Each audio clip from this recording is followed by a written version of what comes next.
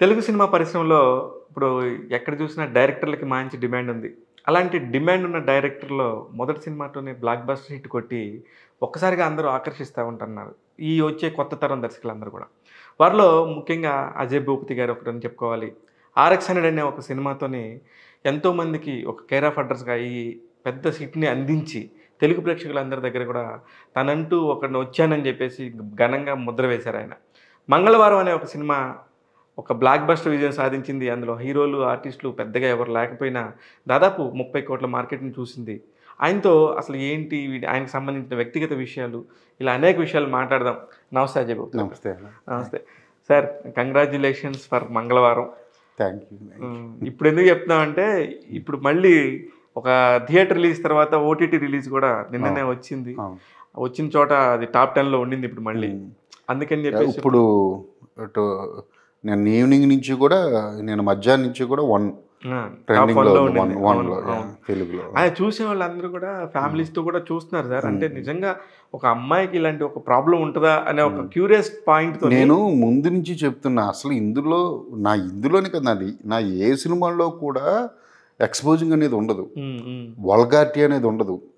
కానీ ఏంటంటే కొన్ని పాయింట్స్, డిఫరెంట్ పాయింట్స్ ఎంచుకుంటారు. రెగ్యులర్గా చేస్తే ఎవరు చూస్తున్నారు? ఇప్పుడు అందులో ఇలాగా అంటే ఒక క్యారెక్టర్స్ బేస్డ్ మూవీలు చేసినప్పుడు వెరీ స్ట్రాంగ్ పాయింట్ ఉండాలి, డిఫరెంట్గా ఉండాలి. అప్పుడే కదా ఆడియన్స్ థియేటర్ వరకు వచ్చి చూస్తారు. ఇది హ్యాపీగా ఫ్యామిలీతో వెళ్ళి చూడవచ్చు అని నేను డే 1 నుంచి చెప్తున్నా. అవును, కరెక్టే. కానీ బట్ మన పోస్టర్స్ కానీ ప్రమోషనల్ యాక్టివిటీస్లో మనం చూపించిన కొన్ని కొంచెం అమ్మో అన్నట్టుగా ఉంటాయి. మీ ఫస్ట్ నుంచి కూడా 'ఆర్ఎక్స్ హండ్రెడ్' కానీ చూసుకుంటే కూడా. కానీ ఈ సినిమాలో ఫస్ట్ 10 నిమిషాల్లో ఒక లాక్ ఉంటుంది, ఒక చిన్నపిల్లల ఎపిసోడ్. అది సడన్గా మాయమైపోతుంది. ఇది ఖచ్చితంగా సినిమా ఎక్కడో ఉంటుంది అనిపించింది. ఫస్ట్ హాఫ్ అంతా చూస్తుంటే ఏంటో ఒక మామూలుగా ఉందిలే, ఏదో ఫ్లో వెళ్తుందన్న ఒక మనిషి మైండ్ సెట్ని లాస్ట్ కరెక్ట్గా 56 మినిట్స్ నేను లెక్క చూసుకున్నాను సార్. అసలు 56 మినిట్స్ కూడా నెక్స్ట్ ఏం జరగబోతుంది అనేది ఒక క్యూరియాసిటీని అయితే నెక్స్ట్ లెవెల్లో బిల్డ్ చేశారు. అంటే ఎప్పుడు ఎనీ స్టోరీ స్టార్ట్ చేయడం చాలా ఈజీ. ఒక కథను స్టార్ట్ చేయడం వెరీ ఈజీ, ఎండ్ చేయడం వెరీ టఫ్. చాలా అంటే చాలా కష్టం. అంటే ప్రతి క్యారెక్టర్కి ఒక జస్టిఫికేషన్ ఇవ్వాలి, లేకపోతే ఒక స్టోరీకి ఒక ముగింపు ఇవ్వాలి. ఇది చాలా కష్టం. అక్కడే కొన్ని మహాసముద్రం కూడా కొన్ని అంటే నెగిటివ్ రావడానికి కూడా ఎండింగ్ అది. సో నేను అవన్నీ దృష్టిలో పెట్టుకుని చేశాను. కానీ మీరు చూస్తే ఇది ఫస్ట్ హాఫ్లో అసలు హీరోయిన్ లేని అంటే ఎవరు ఉండరు, క్యారెక్టర్సే రన్ అవుతూ ఉంటాయి. కానీ మీరు unanimous talk first half blockbuster అని, second half double blockbuster అని.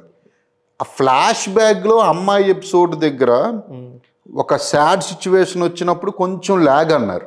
కానీ అది నేను చూపించకపోతే ఆఫ్టర్ రివీలింగ్స్ ఉన్నాయి కదా స్టోరీ, అక్కడ లేదు. అది కొంతమంది చెప్తున్నా, నేను అక్కడ చూపించకపోతే రివీలింగ్లు నేను రివీల్ చేసినప్పుడు స్టోరీస్ ఒక పాయింట్ ఎమోషనల్గా కనెక్ట్ అవ్వదు. కరెక్ట్. నన్ను ఇదే ఆఫ్టర్ రిలీజ్ లాగా జర్నలిస్టులు నేను ప్రెస్ మీట్లో అడిగినప్పుడు నేను ఒకటే చెప్పా, ఎవరెస్ట్ ఎక్కాలంటే ఎప్పుడు బోలన్ని కొండలు ఎక్కి దిగాలి. సో ఒక్కొక్కసారి సినిమా పైకి లేగాలి, ఒక్కోసారి కింద పడితేనే కదా మళ్ళీ పైకి లేచినప్పుడు దాని వాల్యూ తెలిసేది. సో అక్కడ వచ్చే స్క్రీన్ ప్లేలో జిమ్మిక్స్ అంతే. కాకపోతే ఇప్పుడు అందులో ఒక హీరోయిన్ ఒక పాయింట్ ఆఫ్ వ్యూలో ఒక మొమెంటం చూపించినప్పుడు butterflies different colours of butterflies వెళ్తా ఉంటాయి. అంటే వాట్ ఇస్ ద మైండ్ అండి సార్? అమ్మాయి తాలూకు యాంగ్జైటీ కానివ్వండి, అమ్మాయి తాలూకు అంటే అమ్మాయి ఉన్న పరిస్థితులని సింబాలిక్గా బటర్ఫ్లైస్ రూపంలో చెప్పడం జరిగింది. అంటే వాళ్ళు ఒక ఇమాజినేషన్లో ఉంటారు. వాళ్ళు ఒక లోకంలో ఉన్నప్పుడు కొంతమంది గాల్లో ఎగురుతున్నట్టు, ఇవన్నీ కూడా నేను చాలా రీసెర్చ్ చేసి డాక్టర్స్ని కనుక్కొని నేను చేసిందేనే. ఆ ఇమాజినేషన్ ఒక్కొక్కరు ఒక్కొక్కటి ఊహించుకుంటారు. ఒకళ్ళేమో మంచు కొండల్లో ఉన్నట్టు ఊహించుకుంటారు. అలా నేను ఈ 'మంగళవారం' సినిమాలో బటర్ఫ్లైస్ని యూజ్ చేశాను. బటర్ఫ్లైస్కి మీనింగ్ అమ్మాయి తాలూకు ఇమాజినేషన్ అండ్ యాంగ్జైటీ. దాన్ని సింబాలిక్గా నేను బటర్ఫ్లైస్ రూపంలో చెప్పాను. కానీ కానీ ఇప్పుడు మీరు చూపించిన ఆ జబ్బు ఏదైతే ఉండిందో నింఫోమానియా ఉండిందా సార్? సార్ ఉండడం ఏంటి సార్, అది చాలా అసలు మీకు చరిత్రలో బోలన్నీ ఉన్నాయి సార్. హిట్లర్ మొత్తం అందరూ యూదులందరినీ కూడా మొత్తం బంధించి ఒక జైలు, దాని పేరు మర్చిపోయాను నేను, అందులో ఒక ఆవిడ హిట్లర్ తరపు ఆర్మీకి సంబంధించిన ఒక లేడీని ఉరేశారు, హ్యాంగ్ చేశారు. ఎందుకంటే ఆ అమ్మాయి నింఫో, ఆవిడ వచ్చిన ఖైదీలందరితో విపరీతంగా అమ్మాయి బిహేవ్ చేసేది. క్లియోపాత్ర అని మీకు క్యారెక్టర్ ఉంది, ఆవిడ కూడా నింఫో అని చెప్పి, అంటే ఆవిడ మీద రీసెర్చ్ చేసిన సైంటిస్టులు ఆవిడ జీవితం మీద స్టోరీ ఉండిందండి, ఉంది ఉన్నది కూడా. క్లియోపాట్రా స్టోరీలో కూడా వాళ్ళకి సంబంధించింది ఎవరు దొరికితే వాళ్ళతో, అదే అన్నాను, ఆ అమ్మాయి ఆవిడ కూడా ఒక నింఫోమానియాక్ అని ఆవిడ జీవితం మీద రీసెర్చ్ చేసిన తర్వాత సైంటిస్టులు నింఫోమానియాక్ అయ్యుండొచ్చు అనే డౌట్ ఎక్స్ప్రెస్ చేశారు. అలా ఇప్పుడు జ్వరం వస్తే మనకు తెలుస్తుంది, కానీ నింఫోమానియాక్లు నాకు చాలామంది మన చుట్టూ ఉంటారు. అది ఒక డిజార్డర్ చెప్తున్నా, బయట చెప్పుకోలేని, బయట మాట్లాడుకోలేని. అది మీరు ఎప్పుడైనా ఒక సైకాలజిస్ట్ దగ్గరికో ఎవరి దగ్గరికో వెళ్ళి అడిగితే తెలుస్తుంది వాటి గురించి, ఎంతమంది ఉంటారు. అది హార్మోన్ ఇన్బ్యాలెన్స్ చెప్తాను మీకు, అదే నా సినిమాలో చెప్పాను. అది ఇప్పటిదాకా ఎవడు ఇండియాలోనే ఎత్తుకోలేని పాయింట్. అది ఫస్ట్ టైం ఇన్ ఇండియా నింఫోమానియాక్ గురించి డిస్కస్, అది కూడా డిస్కస్ చేసింది నేనే ఫస్ట్ టైం. అది నేను ఫస్ట్ భయపడింది అదే, మన తెలుగు సినిమా మళ్ళీ అందులో. ఇప్పుడు ఇది నాటే బాలీవుడ్ సినిమా, అక్కడంటే ఏదో కొంచెం అంటే కొంచెం చెప్పొచ్చు అనే ఒక సెన్స్ ఉంది, కానీ ఇక్కడికి వచ్చేసరికి సౌత్లో రీజనల్ సినిమాల్లో చూస్తారా చూడరా అని అందరూ డౌట్ ఎక్స్ప్రెస్ చేశారు. అందరితో పాటు నాకు ఒక్కడికే లేదు, ఉంటే చేయనుగా, భయం కదా సార్. అదే అన్న చేయను, దాన్ని ఎలా డీల్ చేస్తాను అనేది నాకు ఒక్కడికే తెలుసు. పాయల్ కూడా అదే నన్ను నమ్మి చేసింది. చాలా కష్టం సార్ అది. అంటే ఎంతైనా మీరు అందులో ఏమీ అంటే గాఢత ఏమీ ఉండదు, ఎక్స్పోజింగ్ ఉండదు. కానీ మన వాళ్ళకి నేను ఇంకొకలాగా కూడా ఆలోచించా, ఈ అమ్మాయి చేసింది ఇంతకు ముందు ఇంతకంటే గ్లామర్ గా కానీ ఇలాగా ఎవరైనా చేసి ఉంటారని ఆలోచిస్తే అందరూ చేశారు, ఎవరు ఏ హీరోయిన్ చేయలేదు. అసలు ఇందులో ఎక్స్పోజింగ్ ఎక్కడ ఉందండి, ఇందులో జీరో. అవును, మీకు అదే చెప్తాను, ఎప్పుడు కూడా మైండ్ సెట్లు ఎప్పుడు ఎలా ఉంటాయి అంటే, యూనో సెక్స్కి ఎడిక్ట్ అయిపోయిన ఒక అమ్మాయి స్టోరీ అనేసరికి ఏదో బూతులు అనిపిస్తుంది. ఓకేనా, అదే మనకి స్కట్లు వేసుకుని తిరిగి వాళ్ళు కనీసం పట్టించుకోవడం కూడా పట్టించుకోను సినిమాల్లో. నేను చెప్పేది ఎందుకు మన అలవైకుంఠపురంలో దాని మీద పాట కూడా అది ఉంది, అదే అంటున్నా నేను. అంటే ఇది మైండ్ సెట్ తాలూకు భయం తప్ప నాకు, మీరు నిజంగా నమ్మరు, ఇండస్ట్రీ తరపు నుంచి కానీ మీడియా తరపు నుంచి కానీ ఆడియన్స్ నాకు 1,00,000 వరకు ట్యాగ్స్ వచ్చినాయి నాకు. సినిమా రిలీజ్ అయిన తర్వాత 1,00,000 పైనే ట్విట్టర్లో కానీ ఇన్స్టాగ్రామ్ కానీ ఒక్కడు నెగిటివ్గా మాట్లాడదాన్ని లేదు. అందరూ కూడా ఎంత బాగా డీల్ చేశారు డైరెక్టర్ ఆ విషయాన్ని, ఎంతో సెన్సిటివ్ ఇష్యూ అది. దాన్ని డీల్ నాకు చాలామంది, ఒక లెక్చరర్ అయితే ఒక ఆర్టికల్ రాసి పంపింది నాకు ట్యాగ్ చేసి. సూపర్. ఆవిడ అంటే చదువుకున్న వాళ్ళకి అంత తెలుస్తుంది కదా ఇది అందులో ఉన్న బాధ అనేది. కానీ నాకు మీరు RX 100 టైంలో బాగా గుర్తు, సినిమా రిలీజ్కి 3 రోజుల ముందు చూసాను నేను. సినిమా చూసి ఒక్కసారిగా అజీబుని కౌగిలించుకొని, అరే ఏంటి సార్ అసలు ఎక్కడున్నారు ఇప్పటిదాకా అని చెప్పేసి అనుకున్నప్పుడు లాస్ట్లో మీరు ఒకటి రాశారు, 1980లో పలానా ఊర్లో జరిగిన యథార్థ కాదా దానికి సంబంధించిందని. ఇందులో కూడా ఇప్పుడు ఇంత జరిగినప్పుడు ఒక కొత్త పాయింట్ మీరు చెప్తున్నప్పుడు స్క్రీన్ మీద ఎందుకు ప్రజెంట్ చేయలేదు? లేదండి, నేను ఇది ఒక్కరి స్టోరీ అయితే కాదు, నాకు ఒక అమ్మాయి తెలుసు, నేను తనతో మాట్లాడి ఈ విషయాలన్నీ కనుక్కున్న అమ్మాయి చాలా చెప్పింది, ఏడుస్తూ తన బాధలు చెప్పింది. దీని మీద రీసెర్చ్ చేశారు మీరు? అయ్యో చేయకుండా ఎలా చేసేయగలం అంటే ఒక స్టోరీ రాయొచ్చు కదా సార్, దాని ఏముంది సార్, మనకు తెలియదు కదా సార్. ఇప్పుడు నేను రబ్బర్తో కొట్టుకునేది ఉంది, ఆ అమ్మాయికి ఒక పెయిన్. ఇప్పుడు మనిషి ఒక ఊహాలోకంలో ఎక్కడో మీరు ఆలోచిస్తున్నప్పుడు మిమ్మల్ని ఎవరిని వచ్చి గట్టిగా ఒకసారి కొడితే టక్కని మీరు ప్రజెంట్కి వస్తారు. అలాగా నాకు ఒక యాంగ్జైటీని తగ్గించేది ఏంటి అంటే పెయిన్ అని చెప్పి. Pain correct, okay. అది ఎలా చేయాలి ఇవన్నీ మాకెలా తెలుస్తాయి? ఐఎమ్ నాట్ ఏ డాక్టర్ కదా. డైరెక్టర్స్ ఇప్పుడు ఏ సినిమా చేస్తే, ఇప్పుడు ఒక గవర్నమెంట్ ఆఫీసుల్లో జరిగే ఇష్యూల గురించి శంకర్ గారు భారతీయుడు తీస్తే అది 100% ఒక ప్రాజెక్ట్, ఒక మీకు ఎవ్రీ మంత్ ఒక ఏమంటారు దాన్ని, ఎవ్రీ మంత్ ముసలి వాళ్ళకి ఇస్తారు కదా పింఛన్, అది రావాలంటే ప్రాసెస్ ఏంటి చెప్పండి? కరెక్ట్, అది ఎక్కడికి వెళ్ళాలి, ఏ ఆఫీస్కి వెళ్ళాలి, ఎవరిని కలవాలి, నెక్స్ట్ ఏంటి, మీరు నమ్ముతారా? ఇవన్నీ తెలుసుకోవాలి. డైరెక్టర్స్ అన్నిటి మీద ఉండాలి. నాకు వీసా కావాలి, నాకు యూఎస్కి వీసా. సరే నాకు మీడియేటర్స్ ఉంటారు, నాకు తెలిసిన వాళ్ళు ఉన్నారు, పిలిపించుకుంటే నాకు ఎంతసేపు వీసా రావడం, నేను అది చేయలే. అసలు ఒరిజినల్ ప్రాసెస్ ఏంటి చూద్దాము తెలుసుకోవడానికి, జస్ట్ తెలుసుకోవడానికి నేను ట్రై చేశాను. నార్మల్గా 1.5 మంత్లో వచ్చేది నాకు 3 months. అది ఏమంటారు, అపాయింట్మెంట్కి 3 months నాకు టైం దొరికింది. అలా ప్రాసెస్కి చచ్చిపోయా. చివరిగా అక్కడికి వెళ్తే అది ఇవ్వలేదు అనుకోండి, వేరే విషయం. సినిమా డైరెక్టర్ అని అప్పుడు యుఎస్లో ఏవో గొడవలు జరుగుతున్నాయి, ఆర్టిస్టులు 3 years బ్యాక్ ఐ థింక్. ఆ టైంలో ఇవ్వలేదు, వేరే విషయం. నేను చాలా ఫేస్ చేశా. నార్మల్గా ఊరికే జస్ట్ ఆఫీస్లో కూర్చుని డబ్బులు ఇసిరితే అయిపోయే దానికి నేను ఊరికి అది ఫేస్ చేయడం ఇష్టం, ఏంటో చూద్దాం అనిపించింది. ఒక ఎక్స్పీరియన్స్ చూద్దామని. ఇది కూడా అంతే. నేను ఏదైనా స్టోరీ రాసుకున్నప్పుడు అవసరం ఉంటే దీని మీద నాకు పలానా దాని మీద నాకు క్లారిటీ లేదు అంటే దాని మీద రీసెర్చ్ చేసుకుంటాను. నేనే కదా, ఎవరైనా చేసుకుంటారు. మీకు ఇంకా నేనే చాలా మంది కోర్టులకు వెళ్తారు తెలుసా, నాంపల్లి. తెలియదు ఎక్కడ ఏముంటుందో, ఎలా మాట్లాడతారు. నిజంగా మన సినిమాల్లో చూపించినట్టు ఎవరు ఆనర్ అని చెప్పి జరుగుతాయా జరగవా అది జరుగుతాయా సార్? నేను ఒకసారి వెళ్ళా. నన్ను ఎందుకు తీసుకెళ్లారంటే బతిమాలు తీసుకెళ్లారు పోలీసులు. ఇప్పుడు కాదు, 20 years బ్యాక్ హైదరాబాద్లో 1 year ఉన్నాక వచ్చినప్పుడు మాది హోటల్ ఉండేది. బ్యానర్ కట్టాం రోడ్డు మీద, పలానా హోటల్ దారి అని. బ్యానర్ కట్టినందుకు తీసుకెళ్ళారు. వాళ్ళకి ఏదో కొన్ని కేసులు. నేను మా అలాంటి వాళ్ళు ఒక 4 వచ్చాం. ఒకడేమో వీధిలో లైట్లు పగల కొట్టాడంట అతన్ని. సార్ నేను చాలా మెంటల్గా ప్రిపేర్ అయ్యా. మనకు సినిమా నాలెడ్జ్ అప్పుడు 16 years 17 years నాకు తప్ప ఇంకేమీ లేదు. కోర్టు అనేది ఎప్పుడు చూడలే. చాలా ఎగ్జైట్ కింద అనిపించింది. సినిమాల్లో అడిగినట్టు లాయర్ అటు ఇటు తిరుగుతా ఎవరానర్ అని చెప్పి ముద్దాయి అడుగుతారేమో అని చెప్పి మెంటల్గా ప్రిపేర్ అయ్యేలా. అందుకే తీరా అక్కడికి వెళ్తే ఏమీ లేదు, అందరు లైన్లో ఉన్నాం. బ్యానర్ కట్టేవా అన్నాడు. కట్టాను సార్, 50 రూపాయలు కట్టి వెళ్ళిపో అన్నాడు. అదేంటి ఎంత ఎక్స్పెక్ట్ చేస్తాను. అలాగా అంటే సినిమా వాళ్ళు ఎంత దాన్ని ఎన్హాన్స్ చేస్తారు, అవును, ఎంత కథని అల్లుతారు పండించడానికి. అది ప్రతిదీ అదే నేను చెప్పేది. మీరు అంటే రీసెర్చ్ పక్కా చేసుకోవాలి, తెలియని విషయాలు చేసుకోవాలి డెఫినెట్గా. కాకపోతే నాకు కొన్ని సీన్లు చూసినప్పుడు సినిమాలో, నేను మంగళవారం గురించి అసలు నిజంగా 2 నిమిషాలే మాట్లాడదాం అనుకున్నాను. నాకు అజయ్ భూపతి గారి గురించి ఇంత తెలుసు, అంత మాట్లాడాలనిపించింది. బట్ కానీ ఈ ఫ్లో వెళ్తుంది కాబట్టి నాకు ఈ రబ్బర్ బ్యాండ్ సీన్, అసలు కొన్ని సీన్స్ నిజంగా మీకు హ్యాట్స్ ఆఫ్ చెప్పాలి సార్.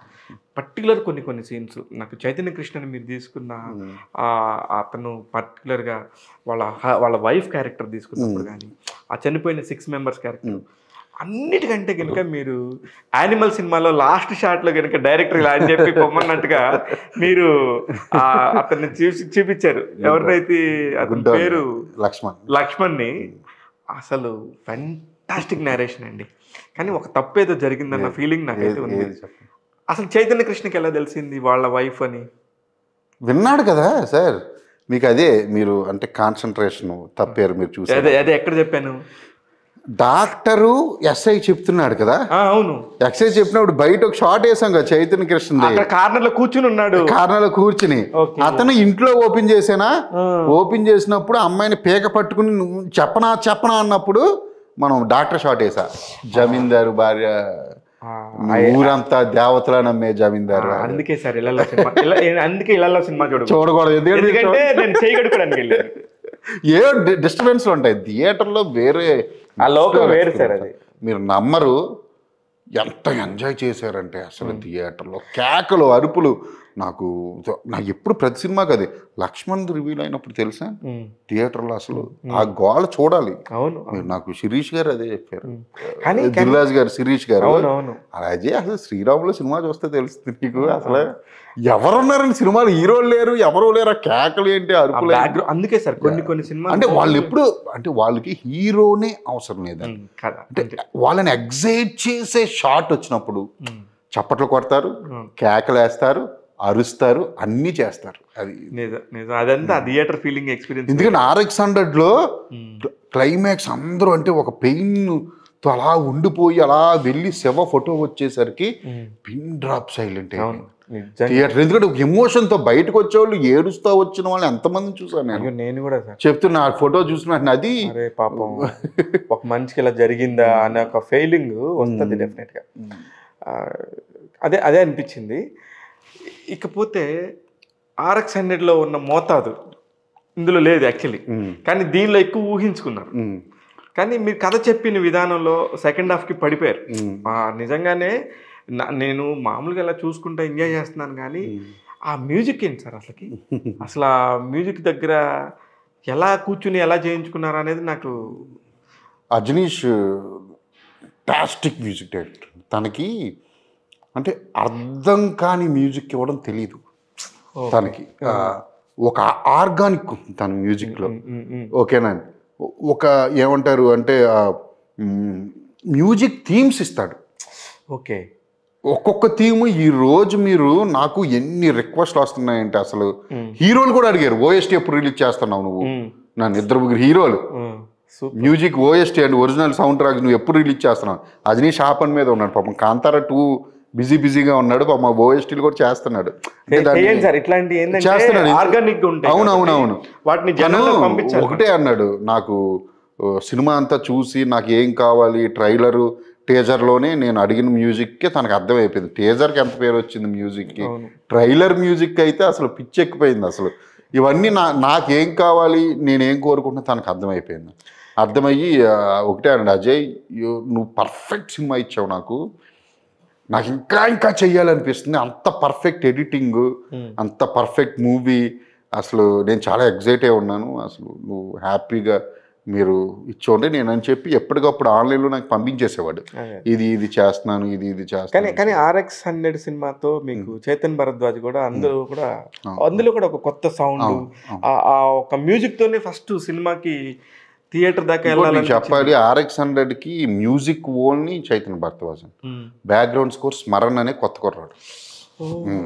దాన్ని పేరు కూడా వేసా ఎవరు, ఎందుకంటే సాంగ్స్ బాగా హిట్ అవ్వడం వల్ల బ్యాక్గ్రౌండ్ స్కోర్ మాత్రమే అనుకున్నారు. కానీ ఇందులో అసలు సాంగ్స్ కి పెద్ద స్కోప్ ఉన్నదంటే ఒక 3 ఉన్నాయి. అది కూడా నేను ఒక సిచ్యువేషన్ బలవంతంగా పెట్టింది. అదే, కానీ ఆ ఎడారి షార్ట్స్ చాలా బాగా తీశారు. అది గోదావరి అంటే అమ్మాయి తాలూకు పెయిన్ అంతా కూడా ఆ గోదావరి తల్లితో చూపించి అంత పెయిన్ ఉండింది అన్న ఫీల్ అయితే బాగుండింది. అయితే చేతన్ భరద్వాజ్ తోని పెద్ద గొడవ ఏం లేదు. అయితే నాకు గొడవ ఫస్ట్ ఇక్కడ ఇతనే చేస్తున్నాడు అన్నట్టుగా ఫస్ట్ లేదు, అది అనుకున్నాను. కానీ ఫస్ట్ చైతన్యకి, తర్వాత నాకు ఎందుకో థ్రిల్లర్కి నాకు అజనీష్ సౌండింగ్స్ అయి నచ్చి అటు వెళ్ళా, అంతే తప్ప మీకేమి చేయం.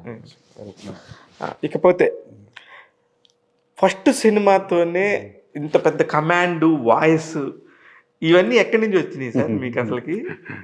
అదేం లేదండి, వాయిస్ అంటే ఇప్పుడు బాడీ పెద్దది, 6 feet 6'2", వాయిస్ కొంచెం ఏదైనా ఉంటుంది, ఏదో ఇది రౌడీలా అనుకుంటారు. కానీ బేస్ వాయిస్ గట్టిగా మీ దగ్గర మాట్లాడాలంటే కూడా నిజంగా అంత కర్కషన్ అయితే కాదు, కమాండింగ్ అయితే ఉంది. ఎందుకంటే నాకు విపరీతమైన క్లారిటీ ఉంది. ఏ పనైనా నేను మంగళవారం అంత ఈజీగా వెళ్ళిపోను. నాకు విజువలైజేషన్ వస్తే కానీ షూటింగ్కి వెళ్ళను, స్క్రిప్ట్ మీద నాకు క్లారిటీ వస్తే కానీ నేను షూటింగ్కి వెళ్ళను, ఏ క్యారెక్టర్ ఎలా బిహేవ్ చేయాలని వస్తే కానీ నేను వెళ్ళను. ఇవన్నీ క్లారిటీ ఉన్నప్పుడు ఆటోమేటిక్గా కమాండింగ్ ఉంటుంది. ఆటోమేటిక్గా ఏ షాట్ అయినా సరే ఎక్కడ ఎలా తీయాలనేది నాకు పూర్తిగా పుస్తకం అంతా బాగా చదివితే ఎగ్జామ్కి ఏముంది. దానికి ఆపోజిట్ వాళ్ళు ఏమనుకుంటారంటే వీడు పొగరు, ఆ కమాండింగ్ చెప్తుంటే ఏదేదో అనుకుంటారు. కానీ మీకు పొగరు అని అంటుంటారు, నిజమేనా సార్? ఉంటే తప్పేంటండి, తప్పేం చెప్పు, ఉండొచ్చు కదా, ఉంటే తప్పేంటి అంటున్నాను. Very good. నాకుందా లేదా పక్కన పెట్టిన, అసలు ఉంటే తప్పేంటి? పొగరు కూడా వన్ ఆఫ్ ది క్యారెక్టరే కదా. అదండి, మీకు అర్థం కావట్లేదు సార్. ఇప్పుడు ఆన్ లొకేషన్కి వెళ్ళిన తర్వాత 200 మంది యూనిట్ పీపుల్ ఉంటే డైరెక్టర్ ఎప్పుడు వస్తాడా అని చూస్తూ ఉంటారు. వచ్చిన వెంటనే డైరెక్టర్ ఏ షాట్ చెప్తాడో చూసే కదా కెమెరా పెట్టాలి, లైటింగ్ చేయాలి, ఆర్ట్ డిపార్ట్మెంట్ వాళ్ళు సర్దాలి, కాస్ట్యూమ్స్ వేసి, ఇవన్నీ కూడా డైరెక్టర్ మీద ఆధారపడి ఉంటాయి. వాడు క్లారిటీతో లేకపోతే యూనిట్ అంతా కూడా డిస్టర్బెన్స్ అక్కడ ఇక్కడ. అంటే నేను ఒక షార్ట్ తీసిన ఇలా నడుస్తూ వెళ్తే వెనకాలే వస్తూ ఉంటారు అందరూ. మీకు నా కమాండింగ్ లేకపోతే, నేను నా వర్క్ మీద కాన్సన్ట్రేషన్ లేకపోతే ఎలా అండి అసలు? సూపర్. అవన్నీ ఎలా అయిపోతాయి అంటే ఒక్కొక్కసారి చూసిన వాళ్ళు నాతో ఉన్న వాళ్ళకి తెలుస్తుంది నేనేంటి అని. నాకు చాలా తెలుసు. లేదు నేను చెప్తాను, ఒకవేళ నాకు నిజంగా పొగరు ఉంటే తప్పేంటి చెప్పండి, పాపం ఉంటే తప్పేంటి? అని కాదు అంటే అందరూ ఎలా ఉండాలి? గౌతమ్ బుద్ధుడు చెప్పినట్టు మొత్తం అందరూ అన్ని మానేసి కూర్చుని ఒకడు కొడుతుంటో చెంప మీద ఇంకో చెంప చూపిస్తూ ఉండాలా? కాదు కదా. లేదు లేదు. మనం పక్క వాడిని ఇబ్బంది పెట్టకుండా మనకి మనంగా మన జోలికి వస్తే ఎవరిని వదలకూడదు. మనకి మనంగా ఎవరిని పక్క వాళ్ళని ఇబ్బంది పెట్టకుండా లైఫ్ సాగిస్తే చాలు. ఒక్కొక్కడు ఒక్కొక్కటి అనుకుంటారు, ఇంకా అందరికీ నచ్చినట్టు ఉండాలంటే చావాలి మాట్లాడకుండా. కానీ కానీ నాకు సరే ఇంకా సినిమా పక్కన పెట్టు, నాకు వ్యక్తిగతంగా అజయ్ భూపతి గారు తెలుసు ఎప్పటి నుంచో. మీరు మీ బాస్ రామ్ గోపాల్ వర్మ దగ్గర నుంచి అసలు అక్కడికి అట్లా వెళ్ళారు? అసలు ఫస్ట్ హైదరాబాద్ ఎలా వచ్చారు సార్? అసలు మీది ఏ ఊరు, మీ అమ్మ నాన్న ఏంటి, నాకు అసలు మొత్తం ఒక వివరాలు చెప్పండి. మాది ఆత్రేయపురం అండి. ఆత్రేయపురం. మా ఫాదర్ మదరు మొత్తం ఊరే ఆత్రేయపురమే. మా ఫాదర్ది ఆత్రేయపురమే, మా మదర్ది ఆత్రేయపురమే, మా మదర్ వాళ్ళ అమ్మగారిది ఆత్రేయపురమే, మా ఫాదర్ అందరూ ఆత్రేయపురాలే మొత్తం. మా ఫాదర్ అన్నదమ్ములు అందరూ అందరూ ఆత్రేయపురమే, కజిన్స్ ఆత్రేయపురమే, మా మదరు అక్కలు అందరూ ఆత్రేయపురం, వాళ్ళ హస్బెండ్లు ఆత్రేయపురం. నాకు ఆ ఊరు తప్ప ఇంకోటి తెలియదు. అక్కడ పోటీ చేయాల్సింది ఎలక్షన్స్ లో ఇమ్మీడియట్ గా ఎమ్మెల్యే అయిపోతారు. అది మా ఊరు. అక్కడి నుంచి హైదరాబాద్ సినిమా ఇండస్ట్రీకి రావాలనుకుంటున్నాను. సినిమా ఇండస్ట్రీ 20 years ఉన్నప్పుడు వచ్చేసాను నేను. 20 ఎవరు లేరు, ఎవరు తెలియదు అసలు, ఎవరు లేరు. ఏం చదువుకున్నారు అప్పుడు? నేను డిగ్రీ అయిపోయిన ఇంకా హైదరాబాద్ ఉంటే వచ్చి బ్యాగ్ పట్టుకుని వస్తా. 3000 ఉన్నాయి జేబులో. వచ్చి ఫస్ట్ 2 రోజులు మా ఫ్రెండ్ దగ్గర ఉన్నా, మా ఊరు అతను ఉంటాయి ఇక్కడ హౌసింగ్ బోర్డులో. తర్వాత ఇక్కడ ఒక అతను పరిచయం అయ్యాడు. సో జర్నీ ఎప్పుడు చెప్తానండి అది. పరిచయం ఎందుకు, ఇక్కడికి వచ్చిన తర్వాత పరిచయం అయ్యాడు. 3వ రోజు అతని దగ్గరికి వచ్చాను. ఒక 1 year తిరిగాను. ఒక 1 year పిచ్చోళ్ళ తిరిగాను. అంటే ఎవరు తెలియదు కదా అసలు. ముందు నాకు ఆ ఫిల్మ్ నగర్ దిక్కులు తెలియదు, నాకు తూర్పేట పడమనేటు కూడా తెలియదు. ఫస్ట్ అప్పుడు తిరిగితే అప్పుడు నా రూమ్మేట్ ఈశ్వర్, ఇప్పుడు మా డిజైనర్, మాకు RX100కి ఇతనికి ఈశ్వర్, అతను నేను రూమ్మేట్స్ మాట. రూమ్మేట్స్. ఒక 1 year తర్వాత అతను ఏదో కృష్ణానగర్ పని ఉండి వెళ్తుంటే, మేము జూబ్లీహిల్స్ జర్నలిస్ట్ కాలనీలో ఉండేవాళ్ళం. ఏకైక బ్యాచులర్ రూమ్ మొత్తం స్ట్రీట్కి. అతనితో పాటు నాకు తెలుసా రూమ్. నేను కూడా అతనితో పాటు సరే అతను నన్ను కూడా దింపుతాను, కృష్ణానగర్లో దింపుతానని. ఇద్దరు నాకు బైక్ లేదు అప్పుడు, తన బైక్ మీద వెళ్ళాము. తను అన్నాడు ఇక్కడ చిన్న పని ఉంది. యాక్టర్ సురేష్ ఉన్నారు కదా, తెలుసు, ఆయన ఆఫీస్, ఆయన ఇప్పుడు ఏదో సీరియల్ చేస్తున్నారు అనమాట. ఆయన my name is Mangathayaru. So ఆయన ఆఫీస్లో చిన్న పని ఉంది అజయ్, ఒకసారి వెళ్ళి అక్కడ కనిపించి మనం అటు వెళ్ళిపోతుంది, అక్కడ దింపేస్తా కృష్ణనారు. అలాగే అన్నాను. ఆఫీస్కి వెళ్ళాము. ఆయనేమో లోపల సురేష్తో మాట్లాడడానికి ఈశ్వర్ వెళ్ళాడు. నేను బయట వెయిటింగ్ హాల్లో కూర్చుని ఉన్నాను. అంటే అప్పుడు ఎంత 21 years 22 ఎలా ప్రభాస్లో ఉండేవాడిని. హైట్ ముద్దుగా అసలు ఉండేవాడిని. సరే వాళ్ళు ఏంటంటే ఆర్టిస్టుల కోసం చూస్తున్నారు. చూస్తుంటే ఒక లేడీ అప్పుడే కార్ దిగి వచ్చి లోపలికి వెళ్ళింది లేడీ. నన్ను చూసుకుంటూ వెళ్ళింది.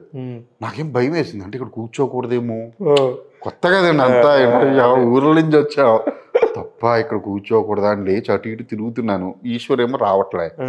కొంతసేపటికి నాకు లోపల నుంచి కబురు వచ్చింది. వెళ్ళి చూస్తే సురేష్ ఉన్నారు అనమాట. సురేష్ అంటే మీరు ఎవరు అంటే, పక్కన ఈశ్వర్తో వచ్చానండి. మీరు ఆర్టిస్టా అని అడిగాడు. లేదు సార్, నేను అసిస్టెంట్ డైరెక్టర్గా ట్రై చేస్తున్నాను. గొప్ప, చాలా గొప్ప పోస్ట్ ఆర్టిస్ట్ కంటే. ట్రై చేస్తున్నాను, అసిస్టెంట్ డైరెక్టర్గా మరి వచ్చింది చేస్తున్నాను కాదు, ట్రై చేస్తున్నాను. ఇన్ని తర్వాత చేసుకుంది కానీ రేపు ఆడిషన్స్ ఉన్నాయి రా అని. నేను చూస్తూ ఉన్నాను. సరే నేను తీసుకొస్తాను సార్ అని ఈశ్వర్ అన్నాడు.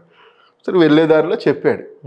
చెప్పి నిజంగా అప్పుడు నాకు డబ్బులు కూడా లేవు. అంటే ఆడిషన్లు అంటే ఏదో కలర్ఫుల్ డ్రెస్సులు అది కొంచెం అన్నీ ఉండాలి అని చెప్పి వాళ్ళే చూసి మొత్తం 2 డ్రెస్సులు కొని నేను తర్వాత రోజు వెళ్తే అప్పట్లో ఈ సీరియల్స్ వచ్చేవి. చక్రవాకం చాలా పెద్ద సీరియల్ కదా, అందులో ఉన్న ఆర్టిస్టులు అందరూ ఉన్నారు. నేను వాళ్ళు చూస్తూ ఉన్నా ఫస్ట్ అదో కాదు. సరే అని చెప్పి స్క్రిప్ట్ పేపర్ అని చెప్పి ఒక 2 pages ఇచ్చారు నాకు. వాళ్ళందరూ ఆడిషన్లు జరుగుతున్నాయి. కెమెరా ఫిక్స్, కెమెరాలో షూట్ చేస్తున్నారు కెమెరా పెట్టి. వాళ్ళందరూ వెళ్తున్నారు. నాది వచ్చేసరికి సురేష్ ఉన్నారు పక్కన వెనకాల. మేల్ క్యారెక్టర్ నేను చెప్పాలి, ఫిమేల్ క్యారెక్టర్ ఆయన ప్రాంప్టింగ్ ఇస్తూ ఉంటాడు కెమెరా వెనకాల. సరే అని చెప్పి ఇస్తున్నాను. ఆయన ప్రాంప్టింగ్స్ నేనేమో అది ఇది యాక్ట్ చేస్తున్నాను. పేజ్ అయిపోయి పేజ్ తిప్పాడు ఆయన. పేజ్ తిప్పి ఆయన ప్రాంప్టింగ్ ఫిమేల్ క్యారెక్టర్ ఇస్తున్నాడు. నేను సైలెంట్గా ఉండిపోయాను. రెండోసారి ఇచ్చాడు. నేను మాట్లాడలే, ఉండిపోయా. ఏమయ్యా చెప్పయ్యా అన్నాడు. సార్ నేను 2వ పేపర్ చదవలేదు సార్. ఒక పేపరే చదివానని చెప్పారు. ఆయన వచ్చి అందరిని వెళ్ళిపోయి నన్ను ఉండమన్నాడు. ఎందుకో అన్నాడో తెలియదు. యు ఆర్ ఏ సెలెక్టెడ్ అన్నాడు. సరే ఏం చేసేవాడు సెలెక్ట్ చేయడానికి ఏంటంటే ఆ క్యారెక్టర్ అమాయకత్వం క్యారెక్టర్. ఓకే ఓకే, 2 పేజ్ చదవలేదు అనేది కూడా బాగానే అనిపించింది వాళ్ళకి. సో అలాగా ఆర్టిస్ట్గా వచ్చింది నిజంగా. అసలు అంటే మంత్లీ మొత్తం చేస్తే శాలరీ 2000 వస్తే చాలు, ఏదో గడుపుదాం అనుకున్న టైంలో నాకు పర్ డే 2000 అని చెప్పి మాట్లాడారు. నాకేమీ ఇంట్రెస్ట్ లేదు యాక్టింగ్ మీద, అసలు 1% కూడా ఇంట్రెస్ట్ లేదు. ఎందుకు సార్? ప్రభాస్ లాగా ఉంటారని అంటే మీకు ఎవరన్నా చెప్పేవాళ్ళ ప్రభాస్ లాగా ఉంటారు? ఒకళ్ళ ఇద్దరా? మీకు ఆ లిస్ట్ చెప్తే మీరు 100 మంది. హీరోయిన్ కాజల్ కూడా అంది. ఒక సినిమా కాజల్ హీరోయిన్ గా నేను సినిమా అసిస్టెంట్ గా చేశా. మా బాసే పెట్టాడుగా ప్రభాస్ ఫోటో నా ఫోటో పెట్టి RX100 తర్వాత. అవును, అంటే జస్ట్ అలా ముక్కు ఒకేలా ముక్కు కదా, అంతే. హైట్ మీరే ఎక్కువ ఉంటారేమో నుంచి. లేదు, ఆయనే ఎక్కువ. ఆయన కలిసి నేను ఆయనే ఎక్కువ. 6'2" ఆయన కూడా. నేను అదే 6'2" అంటే దగ్గర ఆయనే ఎక్కువ ఉండొచ్చు. సరే అలాగా అది చేసుకుంటున్నా కానీ అంటే అప్పటికే ఇంటి దగ్గర ఊరంటే చాలా రకాలు ఉంటాయి కదా యూనో. సరే ఒకసారి టీవీలో కనిపిస్తే వాళ్ళందరూ మాట్లాడడం మానేస్తారు, ఇంకా యాక్ట్ చేశాను. ఒక 4-5 ఎపిసోడ్స్ 10 ఎపిసోడ్ దాకా చేసి ఉంటాను. అప్పటికే ఇంకా నాకు చిరాకు వస్తుంది. అది చక్రవాకంలోనే కాదు, my name is Mangatayaru. My name is Mangatayaru. ఇది ఎక్కడ చెప్పలే, ఫస్ట్ టైం చెప్తున్నా. మీ గురించి నాకు తెలుసండి, నేను ఈశ్వర్ దగ్గర నుంచే వచ్చేవాడిని. అప్పుడు చేసి అందులో కొన్ని రోజులకి నేను మానేస్తానని అని చెప్పి దొబ్బడం మొదలు పెడితే నాకు ఆపోజిట్ యాక్ట్ చేసే అమ్మాయి క్యారెక్టర్ అమ్మాయి కూడా ఏదో పర్సనల్ ఇష్యూ వచ్చి మానేయాల్సి వచ్చింది. సో మా ట్రాక్ అలా పక్కన పెట్టారు. అదే టైంకి నాకు ఫస్ట్ సినిమా అసిస్టెంట్ డైరెక్టర్గా వచ్చింది. ఇంకా అక్కడి నుంచి ఇంకా ఫస్ట్ అసిస్టెంట్ డైరెక్టర్ ఎవరి దగ్గర చేశారు? ఒక మలయాళ డైరెక్టర్ అని శ్రీనివాస్ అని చెప్పి, తెలుగు అతనే, మలయాళంలో మొత్తం చేసి వచ్చారు ఆయన. సినిమా అది రిలీజ్ అయిందో లేదో కూడా తెలియదు పాపం. అంటే చాలా నేను చివరిదాకా ఉన్నాను ఆయన దగ్గర. నాకు ఓ రకంగా భయం కూడా వేసింది. లాస్ట్లో నేను ఊరు వెళ్ళాలంటే ఆయన గోల్డ్ చైన్ తీసి నన్నే తాకట్టు పెట్టమని, ఆయనకు కూడా డబ్బులు కావాలి, ఇందులో ఒక 1000 ఉంచుకో అని చెప్పి మిగతా డబ్బులు ఆయనకి ఇచ్చి నేను బస్సు ఎక్కడానికి అమీర్పేటలో కూర్చుని ఆలోచన చేశాను. అంటే ఇన్ని సంవత్సరాలు అయింది ఆయన వచ్చి 10 years పైనుంచి చేస్తున్నాడు, డైరెక్టర్ అయితే కూడా డబ్బులు ఉండవంట. సో ఎలా జర్నీ ఇప్పుడు స్టార్ట్ అయింది, ఇది వెళ్ళగలవా ముందుకని ఒక భయం ఉంటుంది కదా. ఇండస్ట్రీలో ఉంటే ప్రతిరోజు ప్యాకెట్ ఆడుతున్నట్టే లైఫ్తో జోదం. చాలామందికి చాలా తక్కువ మందికి సక్సెస్ వస్తుంది, ఎక్కడో వస్తుంది. అది ఉండగలమంటే ఎస్ నేను ఉండగలను అని చెప్పి నేను అప్పుడు బస్సు ఎక్కిళ్ళా వచ్చి మళ్ళీ వచ్చాను. లేకపోతే ఎవరికి చెప్తారు? ఇప్పుడు బయట వాళ్ళకి చెప్తే కూడా వాళ్ళు డిస్కరేజ్ చేసే వాళ్ళు ఎక్కువ ఉంటారు, 100 మంది ఉంటారు. ఎంకరేజ్ చేసే వాళ్ళు తక్కువ ఉంటారు. ఓకే, మనమే ప్రశ్నించుకోవాలి, ఎప్పుడు మనమే జవాబు కూడా ఇచ్చుకోవాలి. అందుకే మీరు ఇక్కడ ఉన్నారు. ఎవరిదన్నా మనం సలహా తీసుకుంటే మనం ఎటువంటి పెట్టేసి అసలు సార్ అంటే నేను చాలాసార్లు చెప్పాను సార్, మనకి ఇష్టం లేకుండా ఏ పని చేసినా, ఇప్పుడు మహాసముద్రం ఫెయిల్ అయింది సార్, మహాసముద్రం. కానీ నేను ఏదనుకున్నాను అదే తీసా, ఓకేనా, అదొక తృప్తి ఉంది. అదే నాకు మీలాంటి వాళ్ళు అందరూ చెప్పేసి నేను మార్చేసి తెస్తే ఈ రోజుకి ఏడుస్తూ ఉండేవాడిని. అరే అమ్మ రోజు అది నేను అలా చేస్తుంటే ఆడుండేది కదా అనేది. సో ఎప్పుడూ కూడా మనకు నచ్చింది చెయ్యాలి, అది అవతల వైపు వాళ్ళని కన్విన్స్ చేసుకోవాలి. కానీ మీ కమిట్మెంట్ మీకు ఉందంటారు? 100% ఉండాలి కదా. అంటే నాకు ఒక సేయింగ్ తెలుసు, నువ్వు దేనికి రిగ్రెట్ అవ్వద్దు, దేనికంటే నువ్వు ఏది చేసినా నీకు తెలిసే చేసి. అంతే కదా, అంతే కదా, సింపుల్. అంతే, నీకు తెలిసి చేసినప్పుడు దానికి రిగ్రెట్ ఎందుకు అవుతాం? అది ఎవరిన ఇన్వాల్వ్మెంట్ అయినప్పుడు నీకు తెలియకుండా నువ్వు గుట్టు చప్పుడు కాకుండా నిన్ను ఎవరైనా మోసం చేస్తే అనుకో సార్. ఇప్పుడు ఎవ్వడికి ఆడు అనుకుంటాడు నేను మంచోడిని, కానీ మన లోపల చూసారా, మనం గురించి ఆలోచించుకున్న మన మొహం మీద మనమే వేసుకుంటాం. ఎవడికాడు అలాగా కొన్ని సందర్భాలు అంతే, కొన్ని సందర్భాల్లో ఉన్నా సార్ లోపల ఇన్నర్గా అసలు సార్ మనం దేవుళ్ళు అయిపోతాం ఏ తప్పులు చేయకపోతే.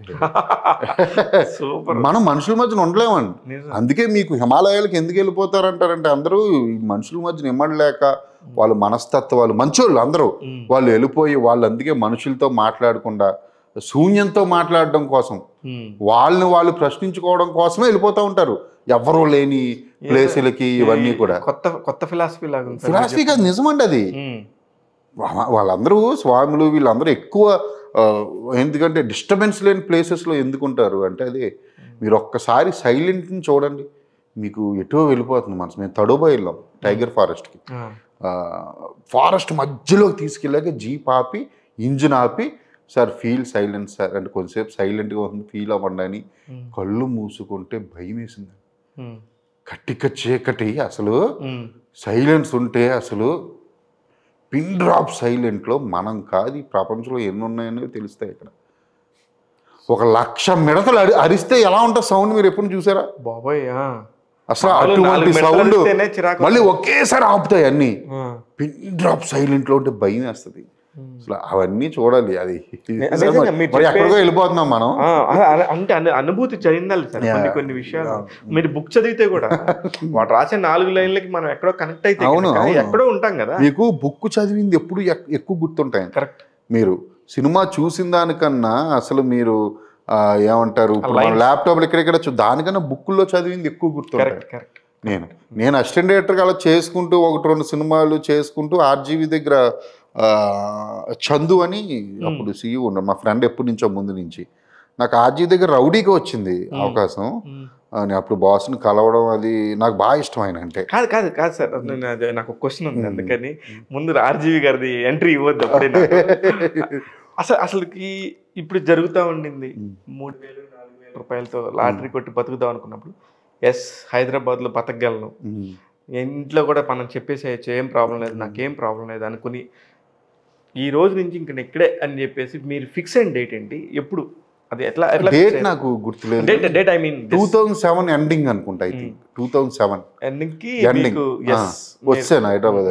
ఇది ఫిక్స్? అవును ఫిక్స్. నేను 2003లో అనుకుంటా మా ఊరు గోదావరి పుష్కరాల్లో కూర్చుని అనుకున్నా. మళ్ళీ పుష్కరాలు వచ్చేసరికి నా లైఫ్ అప్పటికే డైరెక్టర్ అయిపోవాలని నేను ఫిక్స్ అయిపోయాను. ఇంకా అప్పటికే అంటే ఇంకా పక్క చైన్ తీసి ఇచ్చినా సరే ఇచ్చిన ఇప్పుడు డైరెక్టర్ చైన్ తీసి ఇచ్చి 10 ఏళ్ళ ఎక్స్పీరియన్స్ ఉన్నాడు, అరే నువ్వు వేయించుకొని మిగతా నాకు ఇచ్చేసాయంటే ఇదే జీవితం అని ప్రపంచంలో ఎవడు రాడు. మీరు దానికి కూడా దీనికి కూడా సిద్ధపడ్డారంటే మీరు బ్లైండ్ గా ఫిక్స్ అయిపోయారు. అవును, ఎప్పుడో ఫిక్స్ అని నేను డైరెక్షన్ చెయ్యాలి అనేది నేను 2003లోనే ఫిక్స్. 10th క్లాస్ చదువుతున్న టైంలోనే డైరెక్టర్ అవ్వాలి అని అప్పుడే ఫిక్స్. మళ్ళీ పుష్పాలు వచ్చేసరికి నేను డైరెక్టర్ అయిపోవాలని కూడా ఫిక్స్ అయ్యాను నేను 2015. మనకి మనం ఒకటి పెట్టుకోకపోతే దాన్ని రీచ్ అవ్వడం ఎలా? గోల్ ఉండాలి. గోల్ లేకపోతే రీచ్ అవ్వడం ఎలా? గోల్ లేకుండా బ్లైండ్గా అందరూ కూడా వెళ్ళిపోతాం. కరెక్ట్. నేను దాని గుణంగానే 2015 అయిపోయాక నాలో నేను ఎన్ని తిట్టుకున్నాను. అవలే పుష్కరాలు అయిపోయినాయి. అవలే నిజంగా. అప్పటికి కూడా ఆర్జీవి దగ్గర నేను వచ్చేస్తున్నా. కానీ ఆర్జీవి దగ్గర వచ్చేస్తున్నప్పుడు వంగవీటికి కూడా నాకు ఎగ్జిక్యూటివ్ డైరెక్టర్గా ఆయన కిలింగ్ వీరప్పన్ అవగానే స్క్రిప్ట్ ఇచ్చి నాకు వేరే చోటన రాధా మర్డర్ షూట్ చేయాలి అది ఇది అని. నేను అప్పటికే ఇంక ఫిక్స్ అయిపోయాను లోపల, ఇంక చేయకూడదు ఇంకా అని. అలాగే సార్ అని చెప్పి బయటకు రూమ్లోంచి బయటకు వచ్చి డైరెక్షన్ ఇవ్వడం రూమ్లో స్క్రిప్ట్ పెట్టేసి వెళ్ళిపోయా ఊరు. వెళ్ళిపోయి తర్వాత ఫోన్ చేశాడు ఎక్కడున్నామని. I my hometown sir అన్న. మళ్ళీ నీకు హోమ్ టౌన్ ఒకటే తిట్టాడు. తర్వాత నెమ్మదిగా అది ఎంట్రీ ఎలా దొరికింది అదే చెప్తున్నాను. ఆర్జీవి దగ్గర నాకు బాగా ఇష్టం ఉంది ఆయన అంటే. ఈశ్వరు డిజైన్ చేస్తూ అతనితో ఎప్పుడు వెళ్తూ ఉండేవాడిని. రక్త చరిత్ర అనే మూవీ స్టార్ట్ చేయడానికి ఫస్ట్ వేరే డైరెక్టర్స్. అప్పుడు నేను ఆయనతో ఈశ్వర్తో పాటు వాళ్ళ ఇంటికి వెళ్ళాను, ఆయన్ని కలవడం, ఆయన రూమ్లోకి తీసుకెళ్ళి అప్పట్లో ఏవో సౌండ్స్ వినిపించడం. ఎవరు ఈశ్వర్ కంటే వెనకాల నేను వెళ్ళేవాడిని. మేము ఒక పోస్టర్స్ ఫోటోషూట్ చేస్తే రక్త చరిత్ర ఫోటోషూట్ నా మీదే జరిగింది ఫస్ట్. అంటే హీరోగా కాదు, నా ఫేస్ కనిపించకుండా ఒక హ్యాండ్ కత్తి పట్టుకుని ఒక పోస్టర్ వచ్చింది అప్పట్లో. అవును, చాలా పెద్ద ట్రెండింగ్. అది నాదే హ్యాండ్. అది హ్యాండ్ మీదే? నాదే హ్యాండ్ నాదే. అలాగే ఒక సైకిల్ మీద కత్తులు పెట్టుకుని వెళ్తున్నప్పుడు లో యాంగిల్ ఉంటుంది, నాదే. అది కత్తులు ఉంటాయి, సైకిల్ చక్రం ఉంటుంది, వెనకాల నుంచి మనిషి ఉంటాడు. ఈశ్వర్ చేసిన వాటికి నేను తర్వాత అనిల్ భాను చేసారు. అప్పుడు నాకు తెలియదు వాళ్ళు ఎవరు. నేనే అప్పుడు అదంటే ఫేస్. కానీ నాకు అసలు ఎంత నాకు హ్యాపీగా ఉందంటే ఈశ్వర్ అనే ఒక పేరు, ఈశ్వర్ అందే అనే ఒక డిజైనర్ వల్ల ఒక పెద్ద డైరెక్టర్ క్రియేట్ అయ్యాడు. అంటే అతను అన్ని కాదు, అతను అదే చాలా మంది ఉన్నారు ఇందులో. ఈ జర్నీలో ఒకళ్ళు ఇద్దరు అని కాదు, కానీ మేజర్ గా ఇట్లా అవును. ఎందుకంటే నాకు ఇప్పుడు అలా అంటారు, మీరు నాకు 3,000 ఇచ్చి పంపిన ఫ్రెండ్ ఉన్నాడు ఒకడు.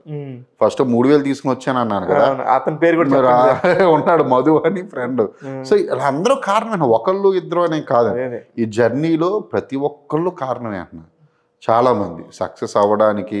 సో నాకు మా తమ్ముడు చెప్పాడు, అజయ్ భూపతి అంటే ఎవర్రా భలే తీసాడు, మన ఫ్రెండే మన ఈశ్వర్ దగ్గరే ఉంటాడు అని చెప్పి మా తమ్ముడు ఫోటోగ్రాఫర్ మూర్తి చాలా మంచోడు, అంత హైట్ ఉంటాడు కానీ ఏమండు వాడు చాలా చాలా అలవోకగా చెప్తూ ఉంటాడు మీ గురించి. లేదన్న, అది రక్తచరిత్ర అప్పుడు అది ఫస్ట్ టైం మీట్ అవడం ఆయన్ని. సో తర్వాత నేను అసిస్టెంట్ డైరెక్టర్కి వెరీ బిజీగా ఉండేవాడిని. నేను మంజు మద్దినేని అని మంజు మేము అందరం కొలీగ్స్ కలిసే సినిమాలు చేసేవాళ్ళం. అంటే చెయ్యలేక చిరాకు వచ్చి ఖాళీగా కావాలని ఉండేవాడిని. అంటే ఒక అసిస్టెంట్ డైరెక్టర్గా ఛాన్స్ నాకుండేది. నేను ఏ సినిమా డైరెక్టర్లకు అంత పని ఉంటుంది అనేది ఒక భ్రమ ఉంటుంది. అది ఉండదు కాదు, నాకుండేది. నేను పని చేసిన ఏ డైరెక్టర్ నన్ను వదిలేవాడు కాదు. ఎందుకంటే వాళ్ళకి పని తగ్గించాను. డైరెక్టర్స్కి మెంటల్ టార్చర్లు కొన్ని ఉంటాయి, అవి తగ్గించి ఆయన దగ్గర వరకు వెళ్లకుండా ఆపేసేవాళ్ళం మేము. మొత్తం మీద వేసుకుని నేను మంజు కూడా ఇద్దరు హడావిడి చేసేసి పడవ కొట్టేవాళ్ళం. సో అది మేమంటే చాలా ఇష్టం, వాళ్ళు అదే కోరుకుంటారు కదా. సో ఇష్టం, ఎప్పుడు ఖాళీ ఉండేవాడు. చిరాకు వచ్చి నేను చేసేవాడిని కాదు. ఏం చేస్తాం, కొన్ని రోజులు ఖాళీగా ఉందాం. ఖాళీగా ఉన్నప్పుడే కదా వేమన అయ్యాడు. బుద్ధుడు ఎందుకు అయ్యాడు, ఖాళీ టైం దొరికే కదా ఆలోచించి. ఖాళీగా ఉన్నప్పుడే మహాత్ములు అయ్యారు చాలా మంది. ఎందుకంటే అక్కడ పని పాటు ఏముండదు కదా. మిమ్మల్ని చూసి చాలా మంది ఖాళీగా ఉండే ఖాళీగా అంటే నేను అదే చెప్పబోతున్నాను, తినేసి పడుకోమని కాదు. సో వాళ్ళ ఆలోచనలు మనకి ఎక్కువ ఇండస్ట్రీలో ఎక్కువ అవసరం అది. ఓకేనా, బయట అంటే ప్రతిరోజు జాబ్కి వెళ్ళాలి, వాళ్ళకి నెల అయ్యేసరికి శాలరీ వస్తుంది. ఇక్కడ క్రియేటివ్ ఫీల్డ్ ఇది, నువ్వు ఆలోచించాలి. నీ బుర్ర ఏం ఆలోచిస్తుందో అదే బయటకు వస్తుంది కదా. ఇక్కడ మనకు అవసరం తప్ప మిగతా వాళ్ళకి కాదు. సో చాలా ఉండేవాళ్ళు. ఇంకా చేస్తున్నప్పుడు చందు అని ఫ్రెండ్ తన దగ్గర ఆర్జీ దగ్గర జాయిన్ అయ్యి, మంజు కూడా జాయిన్ అయ్యాడు. అప్పుడు నేను చాలా పెద్ద ఫెయిల్యూర్లో ఉన్నా లైఫ్లో. ఈ లవ్ ఫెయిల్యూర్ అదొకటి ఉంది నా దగ్గర, పెద్ద చిట్టా ఉంది. ఫెయిల్యూర్లో ఉండి ఆర్జీవి దగ్గర అప్పుడు జాయిన్ అయ్యాను. అంటే ముందు 1 month ముందు జాయిన్ అయినా మానేస్తానంటే మంజు వాళ్ళు తిట్టి నువ్వేం పని అంటే నాకు కంప్లీట్ సార్ నిజంగా అనుభవించారా లవ్? అనుభవించాను నేను. అది లైఫ్లో రాదయ్యో, నేను పీక్స్లో అనుభవించా. కానీ మీకు ఇంత ప్రభాస్ లాగుండే మీకు కూడా లవ్ ఫెయిల్యూర్ ఏంటి? డిపెండ్స్ అని. అంటే ఇక్కడ అవతల వైపు వాళ్ళ ఆలోచనలు కూడా ఉంటాయిగా. ప్రతి ఒక్కరికి ప్రభాస్ అవసరం. ఇక్కడ ఎర్ర బస్ ఎక్కి ఆత్రేయపురం నుంచి హైదరాబాద్ వచ్చిన మీకు ఎన్ని సంవత్సరాల్లో లవ్ అయిందండి? ఎక్కువ సంవత్సరాలు అయ్యి ఉంటే అంత ఉండకపోదును. చాలా షార్ట్ టర్మ్ లో అయిపోయింది కాబట్టి ఎక్కువ అనిపించాను నేను. అంటే పెయిన్ ఎక్కువ అనిపించాను. అదే అంటే మీ ఏజ్ కూడా కరెక్ట్ పెయిన్ తీసుకునే ఏజ్ అది. అంటే ఎప్పుడు కూడా లవ్ లో జర్నీ ఎక్కువ రోజులు ఉంటే తగ్గిపోతూ ఉంటుంది. ఒకళ్ళ మీదకి ఒకళ్ళకి అధికారం వచ్చినప్పుడు తగ్గిపోతూ ఉంటుందండి లవ్. ఎప్పుడు రేపు మా ఇంటికి అధికారం వస్తేనే కదా ప్రేమ. అది పెళ్ళి అండి. అది ఓకే, పెళ్లి తర్వాత ప్రేమలో వస్తే ఊరుకోరు. మీరు ఎక్కడన్నా చూడండి. మీరు నాకు తెలియదులేండి, కాదు కదా. ఎప్పుడు లవ్ చేసుకుంటే ఒక అమ్మాయి ఒక అబ్బాయి తన ఇంట్లో తను ఉంటుంది, తిని ఇంట్లో తిని ఉంటుంది. నువ్వు ఏ కలర్ డ్రెస్ వేసుకోవాలో అమ్మాయికి చెప్పక్కలే. ఓకేనా, నువ్వు ఏ టైంకి రావాలో కూడా చెప్పక్కలేదు. అంటే రావాలని అజమాయిసి చెప్పక్కలే. ఇప్పుడు పలానా చోట 6ంటికి కలుద్దాం అని దాని గురించి కాదు నేను. అంటే స్వతంత్రం ఉండదు ఒకళ్ళ మీద ఒకళ్ళకి, ఇది చెయ్యి అని చెప్పడానికి లేదు. ఎక్కువ ఉంటే పోరాడు. ఓకే, అది లేనంత వరకు బాగుంటుంది. అది ఎప్పుడైతే వస్తుందో అప్పుడు లవ్ తగ్గిపోతా ఉంటుంది. అప్పుడు అంటే నాకు తెలిసినంత వరకు అంత దాకా వచ్చిందంటే ఒకళ్ళ మీద ఒకళ్ళకి డిపెండెన్సీ పెరిగింది అంటే అది ఇంకా ప్యూర్ లవ్ ఏమో అని నా ఫీలింగ్. లేదు, నో. అంటే మీరు అనేది బాధ్యత పెరిగి ఉండొచ్చు కానీ లవ్ ఉండదు. మీకు పెళ్లి తర్వాత బాధ్యతలు పెరుగుతాయి. నువ్వు ఎప్పుడో ఇదివరకు 5 సంవత్సరాల క్రితం ప్రేమించేవాడు కదా, అలాగే ప్రేమించంటే మీ వల్ల కాదు, ఎవడి వల్ల కాదు. నేను అనేది అది లవ్ తగ్గిపోతుంది. ఇష్టం పోదంటలేదు నేను. ఇది బాగుంది, నేను ఇష్టం పోదంటలేదు. నాది లవ్ మ్యారేజ్ కదా. ఫైనల్లీ బాధ్యతలు పెరుగుతాయి, వేరే వేరే టైప్ ఆఫ్ టెన్షన్లు పెరుగుతాయి. ఆ టైంలో ఒక చిన్ని అమ్మాయి లైఫ్ ఎందుకు ఏంటి అయిపోయింది మొత్తం జీవితం అనిపించింది. ఇట్లాంటివి అనిపిస్తాయండి? అనిపించింది. ఏదో కొంచెం హడావుడి చేసాం. ఊరు నుంచి అందరూ వచ్చేసారు. మా నాన్నది పాపం, మా నాన్నగారు ఏడ్చారు పాపం. నాకు ఇక్కడికి బాగా గుర్తు ఇప్పుడు. ఏడ్చి ఏడ్చి ఏడ్చి ఏం చెప్పారు సార్? నీకు ఎందుకురా ఇవన్నీ అని చెప్తే వినరా రారా అని చెప్పి ఊరెళ్ళాను. తర్వాత మళ్ళీ నాకు మంజువాళ్ళు ఫోన్లు చేస్తే వచ్చాను. అటాక్ షూటింగ్ జరుగుతుంది. అటాక్ అప్పుడు. సో బాస్ ఏం నాకు లొకేషన్లు అన్నీ నువ్వే చూడు అనేది అప్ చెప్పారు. లొకేషన్లు ఏంటంటే ఓల్డ్ సిటీలోకి వెళ్ళకూడదు, మూసీ రివర్ ఉండాలి, ఇటు సైడ్ ఉండాలి. అంటే మొత్తం ఈ ధూల్పేట అటు సైడ్. నాకు ఇంకొక హైదరాబాద్ చూశాను నేను. నిజంగా లోపలికి ఏంటండి అవి, నేను షాక్ అయ్యాను. కొన్ని నిజంగా ధూల్పేట హౌస్లు ఇవన్నీ, ఆ గడీలు అవన్నీ చూసి షాక్ అయ్యా. సో ఆ బిజీలో ఉండిపోయి వర్క్ మీద నెమ్మదిగా ఫిలిం నగర్కి తెలిసిన హైదరాబాదు ఈ ఎప్పుడైతే మీకు అమీర్పేట ఇటువైపు నుంచి వచ్చిన మనుషులకి అసలు అటువైపు ఇంకో హైదరాబాద్ ఉన్న సంగతే తెలీదు. అవన్నీ చూసి ఆ వర్క్లో బిజీ అవ్వడం, నెమ్మదిగా మర్చిపోయి నెమ్మదిగా కంప్లీట్ బయటకు వచ్చాను. బాసుకు కూడా తెలుసా మీ లవ్ స్టోరీ? తెలియదేమో మరి. నాకైతే నేనైతే ఎప్పుడు చెప్పనుగా ఆయనకి. ఎలా ఉండేవారు మీతో? ఎంత క్లోజ్? చాలా. హీస్ వెరీ నైస్ కదా, చాలా క్లోజ్ అండి మాతో. నేను ఇప్పుడు కానీ ఆయన ఫిలాసఫీ మీకు నచ్చిందా? దీని దగ్గర కూడా వస్తున్నాను నేను. ఎందుకంటే మా బాస్ సరే అటాక్ చేస్తున్నాను, నేను విపరీతం వర్క్ చేశాను. కిల్లింగ్ బీరప్పనికి వచ్చేసరికి ఆల్రెడీ స్టార్ట్ అవ్వబోతుంది నెక్స్ట్. ఆల్రెడీ పెద్ద సినిమా అది. బాంబే నుంచి రక్తచరిత్ర చేసిన చీఫ్ ఏడీలు వాళ్ళు వీళ్ళు చాలామంది టచ్లోకి వస్తున్నారు. బాస్ కింద మనం ఏమంటాం ఆ సినిమాకి పెట్టుకోవాలి అంతే, ఆయన దగ్గర అది కదా అన్న సెన్స్లో ఉండిపోయి సడన్గా ఆయన ఒక రోజు పిలిచి అజయ్ నెక్స్ట్ ఏంటి, వాట్ నెక్స్ట్ అన్నారు. ఏముంది సార్ అసిస్టెంట్ డైరెక్టర్గా, ఓకే కిల్లింగ్ బీరప్పని చీఫ్ ఏడీగా చేస్తాను. నేను షాక్ అయ్యా. ఎందుకంటే నువ్వు అసలు అప్పుడులో ఆయన ఉన్న క్రేజ్కి, లేకపోతే ఆయన దగ్గర ట్రై చేస్తున్న వాళ్ళు చాలా పెద్ద వాళ్ళు అందరూ, అంటే బాగా అంటే అనర్గళంగా ఇంగ్లీష్ మాట్లాడేసి వాళ్ళందరూ కదా మొత్తం. నన్ను అడిగారు ఏంటి అని. అలాగే సార్ చేస్తాను సార్, కానీ నాకు ఇంగ్లీష్ రాదు సార్. అంటే ఇంగ్లీష్ అంటే ఇప్పుడు కిల్లింగ్ బీరప్పని ఆల్ లాంగ్వేజ్ వస్తున్నాను కదా, అంత ఫ్లూయెంట్గా నేను మాట్లాడలేను, ఏమో చిన్న బెరుకుంది. అంతా విలేజ్ చదువులు కదండి మనవి. సరే అంటే ఆయన ఏమన్నాడు, దాంతో పని ఏముంది వచ్చిన పెట్టుకోండి. సూపర్. అలాగా కిల్లింగ్ బీరప్పనికి. కానీ ఆయన దగ్గర సొల్యూషన్స్ అంటే చాలా కష్టం అనుకున్న వాటిని చాలా సింపుల్గా తేల్చేస్తాడు ఆయన. మనకు అనిపిస్తుంది సరే అన్నీ జరుగుతుంటే. మా ఫాదర్కి కిడ్నీ ప్రాబ్లం వచ్చింది. నాకు ఎప్పుడంటే అది కిడ్నీ బీరప్పని కూడా అయిపోయి ఇక నేను కంప్లీట్ డైరెక్షన్ ట్రైన్స్లకు దిగిపోయాను. ఇంకా సినిమాలు ఏం చేయట్లేదు, స్టోరీ రాసుకున్నాను. అప్పటికి RX100 జరుగుతుంది. వర్క్ నాకు నేనే రూమ్లో కూర్చుని రాసుకునే అవన్నీ. ఆ టైంలో అంటే రాబడేమీ లేదు. నేను ఇంటి దగ్గర నుంచి ఎప్పుడు డబ్బులు తెచ్చుకోలేదు. ఇంటి దగ్గర నుంచి అంతే నేనే పంపేవాడిని ఇంకా ఇంటికి. అది ఎప్పుడు వెరీ పూర్ చెప్తున్నాను కదా, ఎప్పుడు తెచ్చుకోలేదు అసలు. సో ఆ టైంలో ఏదో చిన్న కిడ్నీ ప్రాబ్లం ఫాదర్ కంటే కాకినాడ తీసుకెళ్ళామంటే, సో వెంటనే కాకినాడ వెళ్ళిపోయాను. డయాలసిస్ చేయాలన్నారు. చేసేయండి, ఎంత అవుతుందో 4,000 ఎంతో చేసేయండి అన్నా నేను వెంటనే. తర్వాత తెలిసింది అది ఎవ్రీ వీక్ 3 times చేయాలని, బ్రతుకున్నంతకాలం కిడ్నీ మార్చుకునేంతకాలం చేయాలని, అలా చేయాలంటే ఎవ్రీ మంత్ 1 lakh కావాలని అప్పుడు తెలిసిందండి. వెళ్ళిన తర్వాత షాక్ అయిపోయా. హాస్పిటల్ బయటకు వచ్చి సిగరెట్లు కాల్ చేస్తున్నాను, 1కి 4 సిగరెట్లు. నేను అప్పటికే RGBది నా ఇష్టం అనే బుక్ చదువుకున్నాను. నాకు బాగా ఇష్టం ఆ బుక్. ఒకసారి కాదు 10 సార్లు చదువుకుంటాను నేను.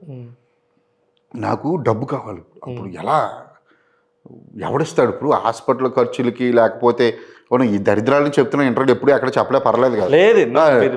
నేను హాస్పిటల్ ఖర్చులకు కానివ్వండి, ఇల్లు కట్టడానికి కానీ ఎవడు అప్పులు ఇవ్వడు. ఎందుకంటే అవి తిరిగి రానివి. ఒక బిజినెస్ పెడితే తిరిగి వస్తాయి కదా ఇస్తాడు, కానీ ఈ ఖర్చులు వెళ్ళిపోయేవే ఇవి. గోడ కొట్టే సున్నాలు ఎవరు లేదు. ఒకళ్ళిద్దరు ఫ్యామిలీలో అప్పటికప్పుడు ఏదైనా కావాలంటే ఒకళ్ళిద్దరు హెల్ప్ చేశారు. కానీ ఎలా దీన్ని ముందుకి ఎలా తీసుకెళ్ళాలి, అమ్మ ఏదో బుక్కుల్లో చదివినట్టు హాస్పిటల్ ఖర్చులు లేకపోయాడు అంటారు. అలా ఆ పేరు రాకూడదు, ఇంకెందుకు మనం ఉన్నదే అన్న సెన్స్లో ఆలోచించేస్తున్నాను. అప్పుడు నాకు ఈయన రాసిన డబ్బు అనే కాలం ఉంటుందండి. ఇది నేను ఆయనకు కూడా చెప్పాను. అది గుర్తొచ్చింది. నేను ఆ టైంకి గనక నా ఇష్టం అనే బుక్ చదవకుండా, ఆ కాలం చదవకుండా ఉండుంటే నేను ముందుకు ఎల్లుండేవాడిని కాదు, వదిలేసి ఉండేవాడిని. ఫెంటాస్టిక్. ఎందుకు అందులో ఏం రాశాడంటే, డబ్బు అనే కాలంలో డబ్బు అనేది ఒక చిత్తు పేపర్ అన్నాడు. అది నువ్వు బీరువాలో పెట్టి ₹1 కోటి నువ్వు 10 సంవత్సరాలు దాస్తే దానికి వాల్యూ ఉండదు.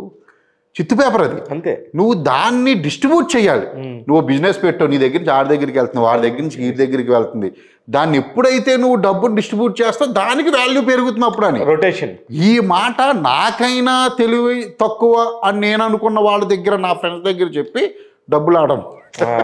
అలా ఉంటే బాగా తెలివైన నేను ఎప్పటికైనా ఇస్తాడా చెప్పి డబ్బులు అడిగి నేను ఎవరు అంత అసలు ఒక్కసారి కూడా ఆపుకున్నాను. ఆఫ్టర్ RX100 తర్వాత చనిపోయారు ఆయన.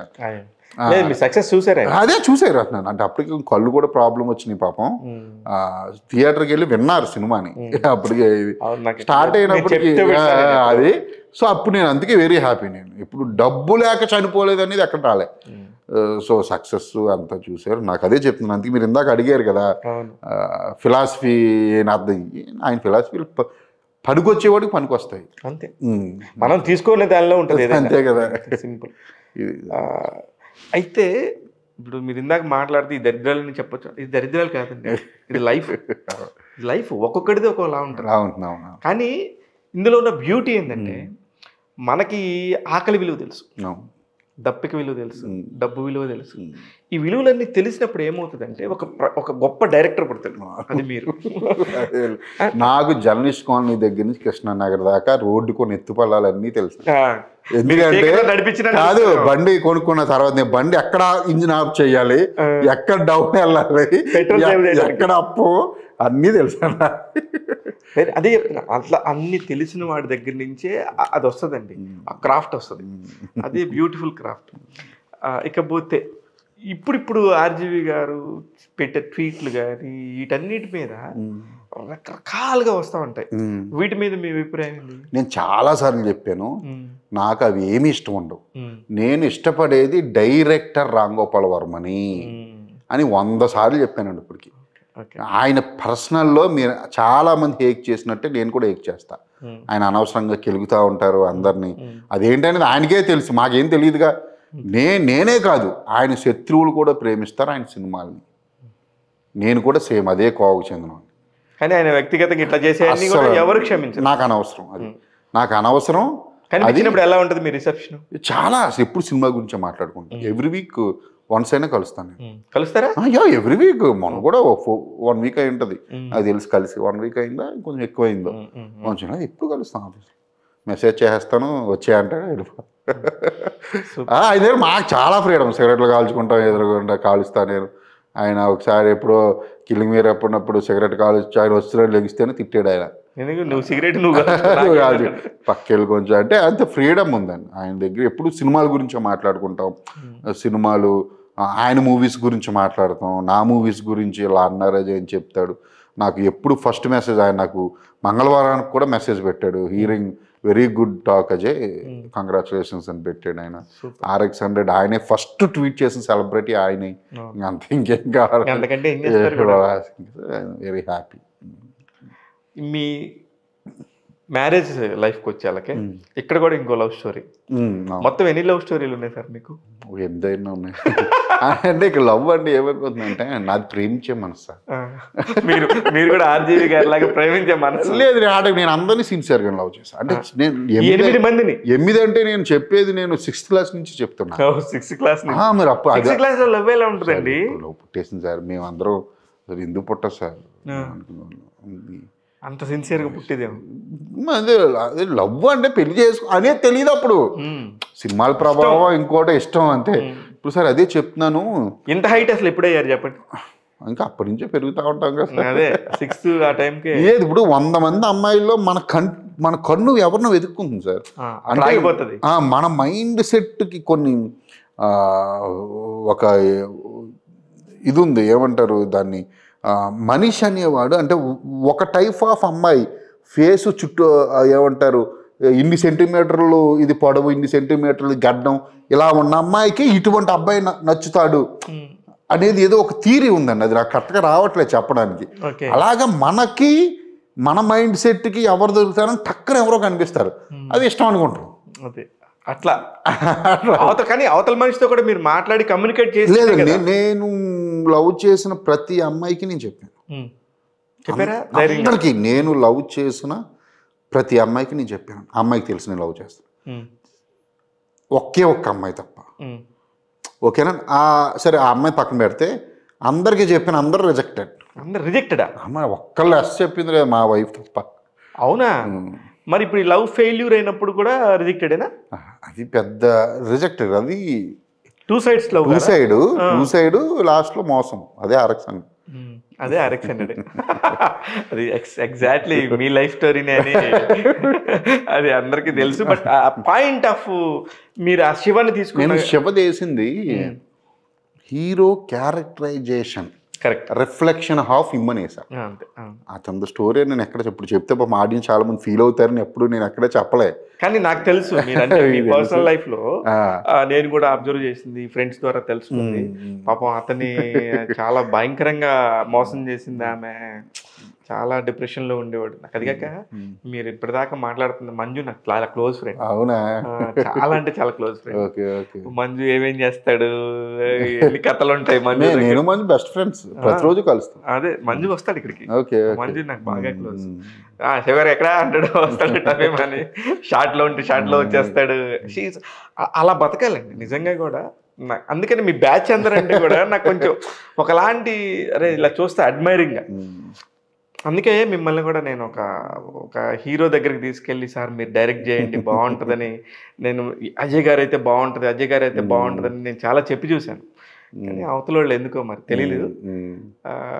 అది కాకపోతే అప్పుడు మహాసముద్రం అనే సినిమా వచ్చి కొంచెం వాళ్ళేదో అంటే సినిమా డైరెక్టర్కి హిట్ ఫ్లాప్ కాదండి, ఎలా తీసాడు, ఎంత కంటెంట్ తీసాడు, ఎంత వాల్యూమ్తో చెప్పగలిగాడు, ఎంత గట్టిగా నించున్నాడు అనేది నా పాయింట్. హిట్ ఫ్లాప్ వస్తుంటాయి డెఫినెట్గా. అంటే ఒక ఐడియా ఒక్కొక్కసారి ఒక్కొక్క ఐడియా ఫెయిల్ అవ్వచ్చు, అది ఐడియానే ఫెయిల్ అవుతుంది, డైరెక్టర్ ఫెయిల్ కాదు. అది నేను ఎప్పుడు చెప్తా రివ్యూస్లో, ఇది ఒక ఐడియా ఫెయిల్ అయ్యి ఉండేమో, నెక్స్ట్ టైం చూద్దాం అన్నట్టుగా. నాకు ఇదే విషయం, నాకు మా బాస్ నాకు క్షణక్షణం చాలా ఇష్టం. నేను ఆయన చెప్పాను, నాకు శివకన్నా ఎక్కువ ఇష్టం క్షణక్షణం అంటే. మరి అది ఆడలేదు కానీ అలా ఆయన అన్నందుకు నేను అట్టయ్యా. అంత ఇష్టం క్షణక్షణం అంటే. క్షణక్షణం సినిమా అప్పట్లో ఆడలేదనే విషయం నాకు నిజంగా తెలియదు. అవునా? అవునా? కానీ అది రోజులు గడుస్తున్న కొలిది సెకండ్ రిలీజ్లో పెద్ద హిట్. రోజులు గడుస్తున్న కొలిది అది కల్ట్ అయిపోయింది. క్షణక్షణం ఈ రోజు క్షణక్షణం ఇష్టపడతాడా? అవి కొన్ని సినిమాలు ఏమో అప్పటికప్పుడు ఆడవు, తర్వాత అందరూ చెబుతా ఉంటారు. మీకు గుర్తుందో లేదో, నేను మొన్న మీ బాసు నేను ఇప్పుడు బాగా క్లోజు, ప్రతిరోజు అన్ని మాడుకోవాల్సి వస్తుంది పరిస్థితులను బట్టి. నేను మొన్న నైట్ 1 గంటకి విజయవాడలో పెద్దగా ఒక రెస్టారెంట్లో పైన టాప్ ఫ్లోర్లో నేను ఆయన మాడుకుంటా హాయిగా, ఒక పెద్ద మ్యూజిక్ డైరెక్టర్ అందరూ ఉంటే, క్షణక్షణం టాపిక్ వస్తే, సార్ నేను అసలు ఆ పెద్ద పాట నేను రోజు హమ్ చేసుకుంటూ ఉంటాను, ఫైనల్గా అసలు ఈ పాట ఎలా ఉంటుందో చూద్దామని చెప్పి ఓపెన్ చేస్తే హీరో హీరోయిన్ కదలరు, ఒక చోట కూర్చుని ఉంటారు ఇద్దరు. ఇటువైపున హీరో కూర్చుంటాడు, ఇటువైపు హీరోయిన్ కూర్చుంటుంది. సాంగ్ అలా రన్ అయిపోతుంది. దాదాపు 5 minutes ఎలా మేనేజ్ చేశారన్నాను. అసలు ఆయన పెద్దగా నవ్వి ఆయన చెప్పిన సమాధానం, ఏ సినిమా ఏ పాట చెప్పండి? జామురాతిరి జాబిలమ్మ. అసలు ఏంటి సార్ అంటే అలా ఎవరు తీయగలరు? ఎక్స్పెరిమెంటల్ అండి అవన్నీ కూడా. అదే చెప్తున్నాను కదా, ఆయన అంటే రెగ్యులర్గా కాకుండా ఆపోజిట్ ఆలోచించేవాడేమో, ఆయన రివర్స్లో ఆలోచించేవాడేమో. దానికి ఆర్టిస్టులు కూడా ఒప్పుకోవడం కూడా గొప్ప. ఆ రోజుల్లో గొప్ప అంటే కన్విన్స్ చేయడం చెయ్యాలి మనం. హీరోలను ఎప్పుడు అనకూడదండి, వాళ్ళని కన్విన్స్ చేసి వాళ్ళకి వీడు చెయ్యగలడు ఈ డైరెక్టర్ అని నమ్మకం కుదిరితే వాళ్ళు వదిలేస్తారు. అసలు నాకు మహాసముద్రం నేను చూశాను కదా, అసలు వాళ్ళు వదిలేస్తారు. ఆ నమ్మకం వాళ్ళు తీసుకురాగలగాలి మనం. మహాసముద్రం తర్వాత శర్వానంద్ సిద్ధార్థతో ఏమైనా ఇబ్బంది అయిందా? నాకు ఇబ్బంది ఏంటి సార్, నేను ఈ రోజుకి కూడా బెస్ట్ ఫ్రెండ్స్ వాళ్ళు. నాకు సిద్ధు మా ఆఫీస్గా వచ్చాడు సిద్ధు. శర్వా కూడా అసలు నాకు అమీర్గానే ఉన్నాడు. శర్వా చూడలేకపోయాడు పాపం. శర్వా నాకు శర్వా ట్వీట్ పెట్టాడు నా టీజరు, మంగళవారం టీజర్ అది ట్వీట్ అయ్యింది. అయ్యో అంటే అంటే అంటే అంటే అది ఊహించని ఒక వాళ్ళిద్దరూ కూడా వెరీ రియాలిటీలో ఉండే హీరోలు వాళ్ళు. అంటే ఎటైనా అవ్వచ్చు. ఇప్పుడు హిట్ వచ్చిందని నాకు వీళ్ళిద్దరు కంటే ఎక్కువ అనిల్ శంకర్ గారు చచ్చరా ఉంటారు ఎప్పుడు కూడా మేము అందరూ. సో అందరూ చూసుకున్నది. ఇప్పుడు ఒక ఫ్లాప్ వస్తే చాలా హెల్దీ జర్నీ జరిగింది మా అందరి మధ్య. మీకు అదే నేను చెబుతుంటే, అదే చాలా తక్కువ టైంలో చాలా హెల్దీగా సినిమా చేసేసాం. కానీ చాలా తక్కువ మంది డైరెక్టర్లకి మీలాగా కుదిరిద్ది, అందరికి కుదరదు. ఎందుకంటే నాకు I know the directors of అందరూ 100 మంది తెలుసు. ఆ 100 మందికి ఎంత ఎంత పెయిన్లు ఉంటాయి, ఎలాంటి స్ట్రగుల్స్ ఉంటాయి ప్రొడ్యూసర్స్ తోను, హీరోస్. అంటే మీ బాడీని చూసి ఒకవేళ రెస్పెక్ట్ చేస్తారు. ఏం కాదు, నాకున్న క్లారిటీ, నేను ఏదైనా చాలా క్లారిటీగా చెప్తాను. అనిల్ గారి దగ్గర కూడా నేను స్క్రిప్ట్ ఏదైతే పెట్టానో అది తీసాను. ఆడియన్స్కి నచ్చడం నచ్చకపోవడం అనేది మనం దేవుళ్ళం కాదు కదా. కానీ ఆ పాయింట్లో నేను మాట్లాడతాను సార్, యాజ్ ఎ రివ్యూవర్.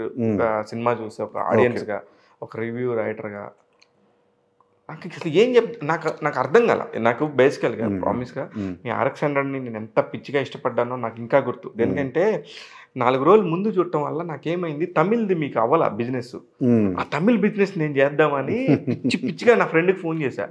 నా ఫ్రెండ్ ఎప్పుడు రాజశేఖర్ రెడ్డి అని ప్రొడ్యూసర్, మంచి ప్రొడ్యూసర్, ఎప్పుడు ఫోన్ స్విచ్ ఆఫ్ ఉంటుంది. ఆయన ఇప్పుడు ఆన్ చేస్తాడు, నేను చెప్పింది వింటాడని చెప్పి ఎదురు చూస్తే ఆడు అప్పుడు ఎక్కడో టూర్లో ఉన్నాడు, వేరే కంట్రీ వెళ్ళాడు. మీ సినిమా రిలీజ్ అయిపోయి హిట్ అయిపోయిన 6 రోజుల తర్వాత సినిమా చూసి నాకు ఫోన్ చేశాడు. అరే ఈ సినిమా గురించి నన్ను చెప్పింది, నేను మిస్ అయ్యా శివ అని. నాకు అంత హాంటింగ్ ఉంటుంది మీ సినిమా. అలాంటిది ఇప్పుడు మంగళవారాన్ని కూడా నేను అలానే ఎంజాయ్ చేశాను. ఈ మహాసముద్రాన్ని నేను చేయలేకపోయాను. అంటే నేనేమన్నా ఓవర్ ఎక్స్పెక్టేషన్. కారణం ఏంటి చెప్పండి, మీరు చేయలేకపోవడానికి? సినిమా ఫ్లాప్ అవడానికి కారణం చెప్పండి. అంటే నాకు వాళ్ళిద్దరు హీరోలు, ఇద్దరు స్టార్స్, వాళ్ళని తీసుకుని మీరు ఏం చెప్పదలుచుకున్నారు? ఇప్పుడు చెప్పండి. ఇదే పాయింట్, నా పాయింట్, నా గట్టి పాయింట్. మీ ఫస్ట్ RX 100లో ఏ హీరో లేడు నాకు, నాకు ఏ పెద్ద ఎక్స్పెక్టేషన్స్ లేవు. RX 100 నేను చెప్తున్నాను సార్, RX 100 తీసిన ఒక డైరెక్టర్, ఒక కొత్త సినిమా తీసిన ఒక డైరెక్టర్ దీన్ని ఇంకా ఏ రేంజ్లో తీసుకెళ్తాడనే ఒక క్యూరియాసిటీ ఎక్కువ ఉంటుంది నాకు. ఒకవేళ అది ఫెయిల్ అయిందేమో. ఎప్పుడు మీకు ఒకటి చెప్తాను వినండి సార్, ఎక్స్పెక్టేషన్స్ పెట్టుకోవడం అనేది ఆడియన్స్ తప్పు. ఎప్పుడు కూడా షోలే లాంటి సినిమా తీసిన డైరెక్టర్ తర్వాత ఇంకో సినిమా పేరు చెప్పండి మీరు. కరెక్ట్. షోలే తర్వాత ఆ డైరెక్టర్ తీసిన సినిమా పేరు చెప్పండి మీరు. షోలే కదా, ఇండియన్ బ్లాక్ బస్టర్ కదా, తర్వాత తీసిన సినిమా అంటున్నాను వెంటనే. తెలుసా మీకు? సో నేను అనేది ఎప్పుడు ఎక్స్పెక్టేషన్స్ అనేది ఆడియన్స్ తప్పండి. ఫస్ట్ ఆఫ్ ఆల్ ఒకటి చెప్తున్నాను, ఇప్పుడు హిట్ ఫ్లాప్ గురించి చెప్తాను నేను. ఇప్పుడు RX 100 హిట్ ఎందుకు అయింది అనేది నాకు ఈ రోజుకి తెలియదు. ఓకేనా? ఎందుకు తెలియదు అంటున్నానంటే ఒక్క నిమిషం. కొంతమంది నీ డైరెక్షన్ సూపర్ అజయ్ అన్నారు, అందుకు హిట్ అయిందా? కొంతమంది హీరోయిన్ పాయలు ఏం చేసింది అన్నారు, అందుకు హిట్ అయిందా? అసలు సాంగ్స్ ఏంటి, అసలు 10 సంవత్సరాలు పాడుకునే సాంగ్స్ ఇచ్చేడు చైతన్య భరద్వాజ్ అన్నాడు, అందుకు హిట్ అయిందా? కార్తికేయ క్యారెక్టర్ ఎదిరిపోయింది, ఎరగదీసాడు యాక్టింగ్ అన్నారు, అందుకు హిట్ అయిందా? చెప్పండి. ఇవన్నీ కలిపోయిందండి. నేను మీకు ఒకటే చెప్తున్నాను, ఫైనల్గా ఎందుకు అయ్యింది అనేది ఎవరికీ తెలియదు. అవన్నీ కలిపిట్ అయినప్పుడు అదే మ్యూజిక్ డైరెక్టర్ ఇచ్చిన సినిమా ఆడాలిగా, అదే మ్యూజిక్ డైరెక్టర్ హీరో కలిపి ఒక సినిమా చేశారు ఆడాలిగా, అదే మ్యూజిక్ డైరెక్టర్ నేను కలిపి ఒక సినిమా చేసాం ఆడాలిగా. సో ఇవన్నీ మీకు నేను ఎందుకు హిట్ అయింది అనేది ఎవరికీ తెలియదండి. అది ఈ అన్ని పాయింట్స్ ఒక్కొక్కళ్ళ పాయింట్ ఆఫ్ వ్యూ. కానీ ఎందుకు ఫ్లాప్ అయిందనే తెలిసిందా? నో తెలియదు, నేను అదే చెప్తున్నాను. అది కూడా తెలియదు. మహాసముద్రం దగ్గరికి వస్తున్నాను, ఇది ఒక్కొక్కరి పాయింట్ ఆఫ్ వ్యూ. ఓకేనా? హిట్ అవ్వడానికి గల కారణాలు చెప్పారు. అలాగే మహాసముద్రం కూడా ఓపెన్ డ్రామా చేశాను, అంటే ట్విస్ట్ లేవు. ఆడియన్స్కి ట్విస్ట్ ఉండవు, క్యారెక్టర్ ట్విస్ట్ ఉంటాయి. దళపతి స్టైల్, దళపతి ఓపెన్ డ్రామా, ట్విస్ట్లు లేవన్నారు, సాంగ్స్ బాగాలేదన్నారు, క్లైమాక్స్ వీడు లవర్ని తను పెళ్లి చేసుకోవడం బాగాలేదన్నారు, రకరకాల కారణాలు చెప్తున్నారు. కాదండి ఒక్క నిమిషం, రకరకాల కారణాలు చెప్తున్నారు. అలా ఇందులో ఏ పాయింట్ వాళ్ళు పోయిందనేది కూడా ఎవరికి తెలియదు. ఓకేనా? మనకి నచ్చింది స్టోరీ, నేను రాసుకున్నప్పుడు నాకు బాగుంది, విన్నప్పుడు వాళ్ళకి బాగుంది, తీసి వాళ్ళు ఎయిటింగ్ చూస్తారు, ఓకే అండి, సింగిల్ సిట్టింగ్లోనే వాళ్ళకి బాగుంది. సో ఎందుకు ఫ్లాప్ అయిందని కూడా ఎవరికి తెలియదు. మేము అనుకున్నది హానెస్ట్గా తీసేమా లేదా అనేది. అలా అని చెప్పి ఓపెన్ డ్రామాలు అన్నీ ఫ్లాప్ అవుతాయి అంటే అవ్వవు. కరెక్ట్. ఓకేనండి. నేనేంటి ఏమో ఆర్ఎక్స్ఎన్లో భయంకరమైన ట్విస్టులు ఇచ్చి ఇందులో కూడా ఉంటాయి అనుకున్నారేమో. నేను ఇది ఓపెన్ డ్రామాని ఎప్పుడూ స్టేజ్ ఎక్కిన వెంటనే నేను ప్రీ రిలీజ్ ఫంక్షన్కి కానీ ట్రైలర్ లాంచెస్కి కానీ నా 3 సినిమాలు చూడండి, ఫస్ట్ నా సినిమా జానర్ చెప్తాను. అవును. ఓకేనా. నేను మహాసముద్రం కూడా చెప్పాను, ఇది ఓపెన్ డ్రామా అని చెప్పాను. మంగళవారం ఒక మిస్టీరియస్ థ్రిల్లర్ అని చెప్పాను. అన్నీ నేను ఏ సినిమాకైనా చెప్తా ఉంటాను. కానీ నాకు అర్థమైంది ఏంటంటే మీరు ఈ మిస్టీరియస్ థ్రిల్లర్స్ కానీ ఈ RX 100 లాంటి కల్ట్ డ్రామాలని కానీ సూపర్గా ట్యాకిల్ చేస్తారు. నేను ఏదైనా హ్యాండిల్ చేయగలనండి, మీకు అర్థం కావట్లే. అదే నేను అంటుంటా మీకు. సో ఎందుకు హిట్ అయింది, ఎందుకు ఫ్లాప్ అయింది, ఇప్పుడు నెక్స్ట్ ఏదో ఫుల్ మాసీ యాక్షన్ మూవీ చేస్తున్నా ఇప్పుడు నెక్స్ట్. అవునా? అవును. సో అది ట్రెండ్ అంటారు, ఇప్పుడు అంతా వైలెన్స్ ట్రెండ్ నడుస్తుంది. ఏం నడవదు సార్, జనాలు అందరూ విసిగిపోయినారు. అదే నేను చెప్పేది అంటే దాంట్లో స్టోరీ ఉండాలి ఎప్పుడు కూడా. అది మంగళవారం ప్రాపర్ స్టోరీ ఉంటుంది మీరు. సో నేను ఇప్పుడు మహాసముద్రం గురించి డిస్కషన్ వచ్చింది కాబట్టి అదే. సో దానివల్ల నేనేమి అందుకే ఎక్కువ అరే ఓ ఫెయిల్యూర్ వచ్చిందే అనే ఒక బాధ అయితే ఉంది నాకు. ఉంటుంది కదా సార్, అది దాన్ని ఎలా తీసుకుంటారు సార్? నాకు ఫస్ట్ ఫెయిల్యూర్ అండి ఇది. అవును. సినిమాల్లో నాకు చలి జ్వరం వచ్చింది చెప్పాను నేను. అంటే జ్వరం అంటే అమ్మ ఎక్కడ తప్పు చేసాం, ఏం చేసాం చదివినప్పుడు ఆ రివ్యూస్ నేను రివ్యూలే చదివాను. ప్రామిస్ నేను అసలు రివ్యూలు పట్టించుకోను. ఫెయిర్ అండి మీరు, ఫెయిర్. ఈ మధ్యన ఇంకా నేను ట్విట్టర్ అలా RX 100 తర్వాత ట్విట్టర్ ఓపెన్ చేసినాను. ట్విట్టర్ లేదు నాకు, ఫేస్బుక్ ఇన్స్టా కూడా లేదు. కానీ ఇంత ఓపెన్గా ఇప్పుడు ఎవరికైనా కొంచెం ఒక పలుకుపడి కొంచెం ఫేము కొంచెం డబ్బు రాగానే మేము ఇది అది అని చెప్పుకోవాలని ఉంటుంది సార్. కానీ మీలో ఎప్పుడు ఎక్కడ కూడా నాకు కనబడలేదు. నాకు లాస్ట్ 8 ఏళ్ళుగా మీరు తెలుసు, నాకు ఎప్పుడు కూడా చెప్పుకోవాలని కూడా ట్రై చేయరు ఎందుకు? అంటే చెప్పే కదా మీకు ఇంతకుముందు పడిన దరిద్రాలు కష్టాలన్నీ ఆ పీక్స్ చూసేసి అనిపిస్తుంది తప్ప నా దగ్గర పని చేస్తున్న వాళ్ళు, నా కింద పని చేస్తున్న వాళ్ళు ఈగోయిస్టులు ఉన్నారు. ఈగోయిస్టులు నాకు ఉండదు. అయితే నాకు కోపం వస్తే మటుకు వేరే రకం ఉంది. నేను జీవితంలో మాట్లాడను, సమస్య లేదు. ఇంకొక్కసారి వద్దు అని అనుకున్నానా ఇంకో వాడి దరిదాపులు కూడా అన్నాడు. అప్పర్ కుబేరుడైనా సరే వెళ్ళను, ఎవరైనా సరే. ఏంటి ఇప్పుడు నేను చెప్పిన హీరో దగ్గరికి ఇంకెప్పటికి వెళ్ళరా ఏంటి? ఎవరు ఒక హీరో దగ్గరికి చేయండి కోపం, వాళ్ళ మీద కోపం ఏంటి? అటువంటిదే ఉంటుంది పాపం. నేను చెప్తున్నాను కోపం అంటే మోసం చేయడాలు అవి ఇవి 100 రకాలు ఉంటాయి కదా. ఇంకొకసారి వద్దు అనుకున్నాను. సరే, ఇంకా లైఫ్లో ఒక ఫెయిల్ చూసేసారు, 2 హిట్లు చూసేసారు. లైఫ్ మీరు అనుకున్న పరంగా ఒక టార్గెట్ రీచ్ అయ్యారు అనుకుంటున్నారా సార్? టార్గెట్ ఇప్పుడు కాదండి, నేను అసలు RX 100 రిలీజ్ అయిన రోజునే రీచ్ అయిపోయింది. ఎప్పుడో బాగా గుర్తు మీరు అన్నమాట కూడా. సార్ ఎక్కడో తిరిగేసి వచ్చాం. అసలు నేను వచ్చింది డైరెక్టర్ అవ్వడానికి అని చెప్తున్నాను కదా, అది అయిన రోజునే నా టార్గెట్ అయిపోయింది. సో ఇదంతా నాకు బోనసే.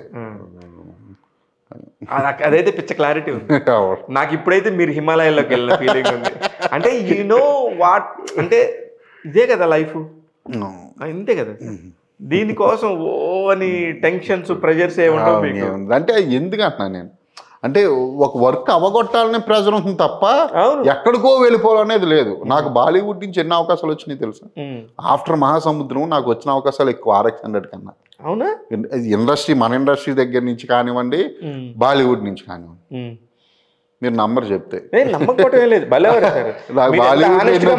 నాకు వెళ్ళాను బాలీవుడ్. నాకు అనౌన్స్మెంట్ కూడా వచ్చింది. రాజ్కుమార్ ఇరానీ గారి ప్రొడక్షన్లో ద సోర్స్ అని షిఖా కపూర్ ప్రొడ్యూసర్గా చేద్దాం, కి కౌశల్తో కూడా కొన్ని రోజులు జరిగినాయి. కానీ నాకు అక్కడ స్టైల్స్ అవి నచ్చలే. మంచోళ్ళు అందరూ, నేను ఉండలేకపోయాను కూడా అక్కడ. నేను అలా ఉంటా హైదరాబాద్ ఆత్రేయపురమే. నేను ఒకసారి ఫారెన్ వెళ్ళా, 4 రోజులు జ్వరం వచ్చింది. బెంగ అంటే ఈ అమ్మ ఎక్కడికి వచ్చేసాం, హైదరాబాద్ వెళ్ళిపోవాలి, మళ్ళీ వెళ్ళగలవాలి అని ఒకసారి ఏదో వచ్చేసా. అయితే మీ షూటింగ్లు ఫారెన్ లో ఉండవు అయితే? అంటే నువ్వు 4-5 రోజులు అంటే పర్వాలేదు, ఇంక మళ్ళీ వెళ్తావు అనేది అదో రకంగా అనిపించింది. హోమ్ సిక్ లాగా అన్నమాట. అవును, హైదరాబాద్ ఆత్రేయపురం అంటేనే ఇష్టం అంతే. ఇప్పుడు ప్రజెంట్ ఇప్పుడు చేయబోయే సినిమా ఇప్పుడు చేస్తాను ఒకటి యాక్షన్ చెప్పే కదా, ఫుల్ మాసీ యాక్షన్ ఒకటి. నా దగ్గర నాకు అజయ్ భూపతి గారు చేసిన ఒక టైటిల్ తెలుసు, చెప్పనా? అది అదేం కాదు, ఇప్పుడు అది కాదు, అవేమి కాదు. అవేమి అది ఎప్పుడు చేస్తారు సార్? చేస్తున్న టైం అది ఇప్పుడు వస్తుంది. కానీ మధ్య మధ్యలో ఇప్పుడు మీడియాకి చాలా సోర్స్ ఉంది, ఎంటర్టైన్మెంట్ మీడియాకి. ఇప్పుడు మీలాంటి ఒక ఎస్టాబ్లిష్డ్ డైరెక్టర్స్కి అయితే ఒక మార్కెట్ ఉంది. దీన్ని ఉపయోగించుకొని చిన్న చిన్న బడ్జెట్స్లో ఇప్పుడు కొత్త కొత్త కెమెరాస్ వస్తున్నాయి, చిన్న చిన్న ఏదన్నా చేయొచ్చు కదా మీరు. నేను ప్రొడక్షన్ అయితే ఏ క్రియేటివ్ వర్క్స్ అనేది కంటిన్యూ చేద్దామని అనుకుంటున్నాను. అవునంట, మీరు మర్చిపోయాను, మంగళవారంలో మీరు 30% షేర్ హోల్డర్. నేను షేర్ హోల్డర్ని. నేను కూడా one of the produce Swathi గారితో కలిపి నేను కూడా. కానీ స్వాతి గారికి మన సురేష్ వర్మ గారికి లైఫ్ అంతా ఒక మెమరబుల్, మేము మంగళవారం చేసామని ప్రౌడ్గా చెప్పుకోవచ్చు. అలాంటి వెరీ హ్యాపీ నాకు కూడా. అదే అంటే పాపం వాళ్ళు సినిమా అంటే చాలా ఇష్టం వాళ్ళకి. సో వెరీ అంటే స్వాతి గారు, నిమ్మగడ్డ ప్రసాద్ గారు వాళ్ళ అమ్మాయి సురేష్ గారు మై కజిన్. సురేష్ గారు నాకు కజిన్ అవుతారు. నాకు ఫ్రెండ్ బాగా. అవునా, మీడియాలో ఉండేవారు. అవును. సో స్వాతి గారు sir very busiest business women ఆవిడ. వాళ్ళు 1000 కోట్ల బిజినెస్లో జరుగుతూ ఉంటాయి. సరే నేను ప్రొడ్యూస్ చేసుకోవాలని చెప్పి మా సురేష్ గారికి నేను చెప్తుంటాం, లేదు మనం ఇలా ఉన్నారు ఇంట్రెస్ట్ సార్ చేద్దామని అనుకుని దిగుతున్నప్పుడు నాకు ఒకటే అనిపించింది, వాళ్ళ డబ్బులు వాళ్ళకి రావాలి అంటే వాళ్ళకి పెద్ద ఇదేమి ఎక్కువేమీ కాదు, కానీ సినిమాని నమ్ముకుని సినిమా ఫీల్డ్కి వస్తున్నప్పుడు మనం సినిమా వాళ్ళు సినిమా ఇండస్ట్రీలో పోయింది అనేది మటుకు వాళ్ళు నోట్లోంచి రాకూడదు. ఇంకా వచ్చి ఇంకో 4 సినిమాలు చెయ్యాలి వాళ్ళు. కరెక్ట్. అవును సెన్స్తోనే నేను చేశాను. వాళ్ళు very very very very happy. కానీ ఏదైనా ఏం మాట్లాడినా ఇది ఒక బిజినెస్. అవును. ఈ బిజినెస్లో ఒక ముఖం చూపించి అమ్మాలి ఇక్కడ వ్యాపారం. అవును. ఏం చూపించి అన్ని కోట్ల రూపాయలు బడ్జెట్ పెట్టారు సార్? ఒక్క ఆర్టిస్ట్ పేరు చెప్పి ఇండివిజువల్గా ఇప్పుడు వాళ్ళు వస్తే మీరు నమ్మరు, 2 కోట్ల రూపాయల మార్కెట్ కూడా రావదు. నేను చెప్తున్నా, వాళ్ళు నాకేం భయం కూడా లేదు. ఎవరికైనా సరే అక్కడ ఉన్న ఆ ఆర్టిస్టులు మొత్తం మీరు చెప్పిన అందులో 10 మంది పైన ఉన్నారు. ఒక్క ఆర్టిస్ట్ పేరు చెప్పి కూడా 2 కోట్ల బిజినెస్ చేయలేరు. ఒకవేళ చేస్తామన్నా కూడా అది వాళ్ళ అపోహే. ఎందుకంటే నాకు థియేటర్ మార్కెట్ తెలుసు, ఓటీటీ మార్కెట్ తెలుసు, మిగతా మార్కెట్స్ అన్నీ ఎలా వర్కౌట్ అవుతాయి, ఎలా బిజినెస్ పాయింట్ ఆఫ్ వ్యూ ఎలా జరిగిద్దో నాకు తెలుసు. ఎవరి మీద మీకు 1 కోటి రూపాయలు కూడా రాదు. అలాంటి టీంని పెట్టుకొని ఒక అజయ్ భూపతి అనే ఒక డైరెక్టరు ఎంత ధైర్యంగా కొత్త వాళ్ళని పెట్టి అన్ని కోట్లు పెట్టించాడు. పెట్టించడం అనేది నేను ఎప్పుడు అది కరెక్ట్, ఆ వర్డే అసలు తప్పు అంటాను నేను. యూనో నేను గనక ముందే ఈ సినిమాకి 20 కోట్లు అవుతుంది అనుకుంటే కానీ తీసుండేవాడిని కాదు. ఎగ్జాక్ట్లీ, అది నా పాయింట్. నేను తీసుండేవాడిని కాదు. మీరు కూడా వచ్చేవాళ్ళు కాదు. వచ్చుండేవాడిని కాదు. ఈ సినిమా అంత పెట్టి ఎవరు క్యారెక్టర్ బేస్డ్ సినిమా ఇంత పెడితే అది కష్టం అని చెప్పి ఈ ప్రాసెస్లో ఏమైపోతుందంటే మేము ఒక 7-8లో తీద్దాం అనుకుని కంప్లీట్ అవుట్డోరే తీయాలి అనే థాట్స్, నా లొకేషన్స్ అంటే ఫస్ట్ షెడ్యూల్ అయిన తర్వాత సినిమా వెళ్తున్న విధానం అర్థమైపోతుందండి. ఎప్పుడు అయిపోతుంది, క్లారిటీ వచ్చేస్తుంది. ఫస్ట్ షెడ్యూల్ ఏం తీశారు సార్? ఫస్ట్ షెడ్యూల్ ఫస్ట్ హాఫ్లో ఉన్న కామెడీ ఎపిసోడ్స్ అవన్నీ చేసాం. సాంగ్ గనగన మోగలరా సాంగ్, ఐ థింక్ అవును గనగన మోగలరా లేదు, ఫస్ట్ షెడ్యూల్ ఆ సాంగ్ చేయలేదు. ఆ క్యారెక్టర్స్ ఫస్ట్ హాఫ్ లో ఉండే సీన్స్, ఆ మర్డర్స్, అవన్నీ కూడా నేను ఫస్ట్ షెడ్యూల్లో అయ్యి ఉండొచ్చు, ఒక దగ్గర ఒకలాగా ఉన్నాయి. అవునవును. సెకండ్ షెడ్యూల్ వచ్చి కంప్లీట్ అమ్మాయి క్యారెక్టర్ తీసాను. దానికి ఎక్కువ టైం పట్టింది, ఎందుకంటే నాకు కత్తిమీద సాంగ్ ఒక్క ఎక్స్ప్రెషన్ తప్పు ఇచ్చిన. థర్డ్ షెడ్యూల్ కంప్లీట్ నైట్స్ ఉంటాయి, లాస్ట్ 50 minutes మొత్తం అవన్నీ తీసాను. మీకు నైట్ షాట్ లో నాకు ఒక షాట్ లో ఊరంతా రన్ చేస్తారు కంటిన్యూ. డ్రోన్ షాట్ ఉంటుంది 1 కిలోమీటర్ అవతల నుంచి. అంటే ఓన్లీ డ్రోన్ కాదండి అది. మీరు ఏది అందరూ ఏటుకొట్టి మీద పైన పరిగెడుతుందా, అందరూ పొలంలో పరిగెడతా ఉంటారు పొలంలో అలా. అది డ్రోన్ షాట్ కాదండి, అది చాలా అది గింబల్ షాటు. అంత దూరం పరిగెట్టారు, ఇరిగిపోయింది గింబల్, కింద పడి కెమెరా ఇరిగిపోయింది. ఆ పరిగెట్టేటప్పుడు ఒక అతను కాలు ఇరిగిపోయి ఎముక బయటకు వస్తుంది. చాలా జరిగిందండి ఈ సినిమాకి నైట్స్ లో. అంటే వెరీ రిస్కీ షాట్స్ అవన్నీ. దానిలో రిస్క్ ఏముంది మీకు? అక్కడ పొలంలో అంతా కూడా ఎత్తు పల్లాలు, గడ్లు ఇవన్నీ ఉన్నాయి మొత్తం అవన్నీ. కానీ అబ్బా చాలా కష్టం సార్. అయితే మరి నైట్ షాట్స్ అదే కదా మీ రోజు ఇంత పేరు వచ్చిందంటే. ఈ టైప్ ఆఫ్ నైట్ ఎస్టాబ్లిష్మెంట్లు ఇప్పుడు దాకా తెలుగు సినిమాలు ఎక్కడ లేదు. నిజం. మీరు మళ్ళీ కూడా నెంబర్ ఆఫ్ షాట్స్ తీసాను. ఎన్ని ఇన్సెట్లు ఉంటాయి చూసారు మీరు? చాలా ఇన్సెట్ అంతా కూడా ఇన్సెట్, ప్రతిదానికి కూడా ఒక ఇన్సెట్.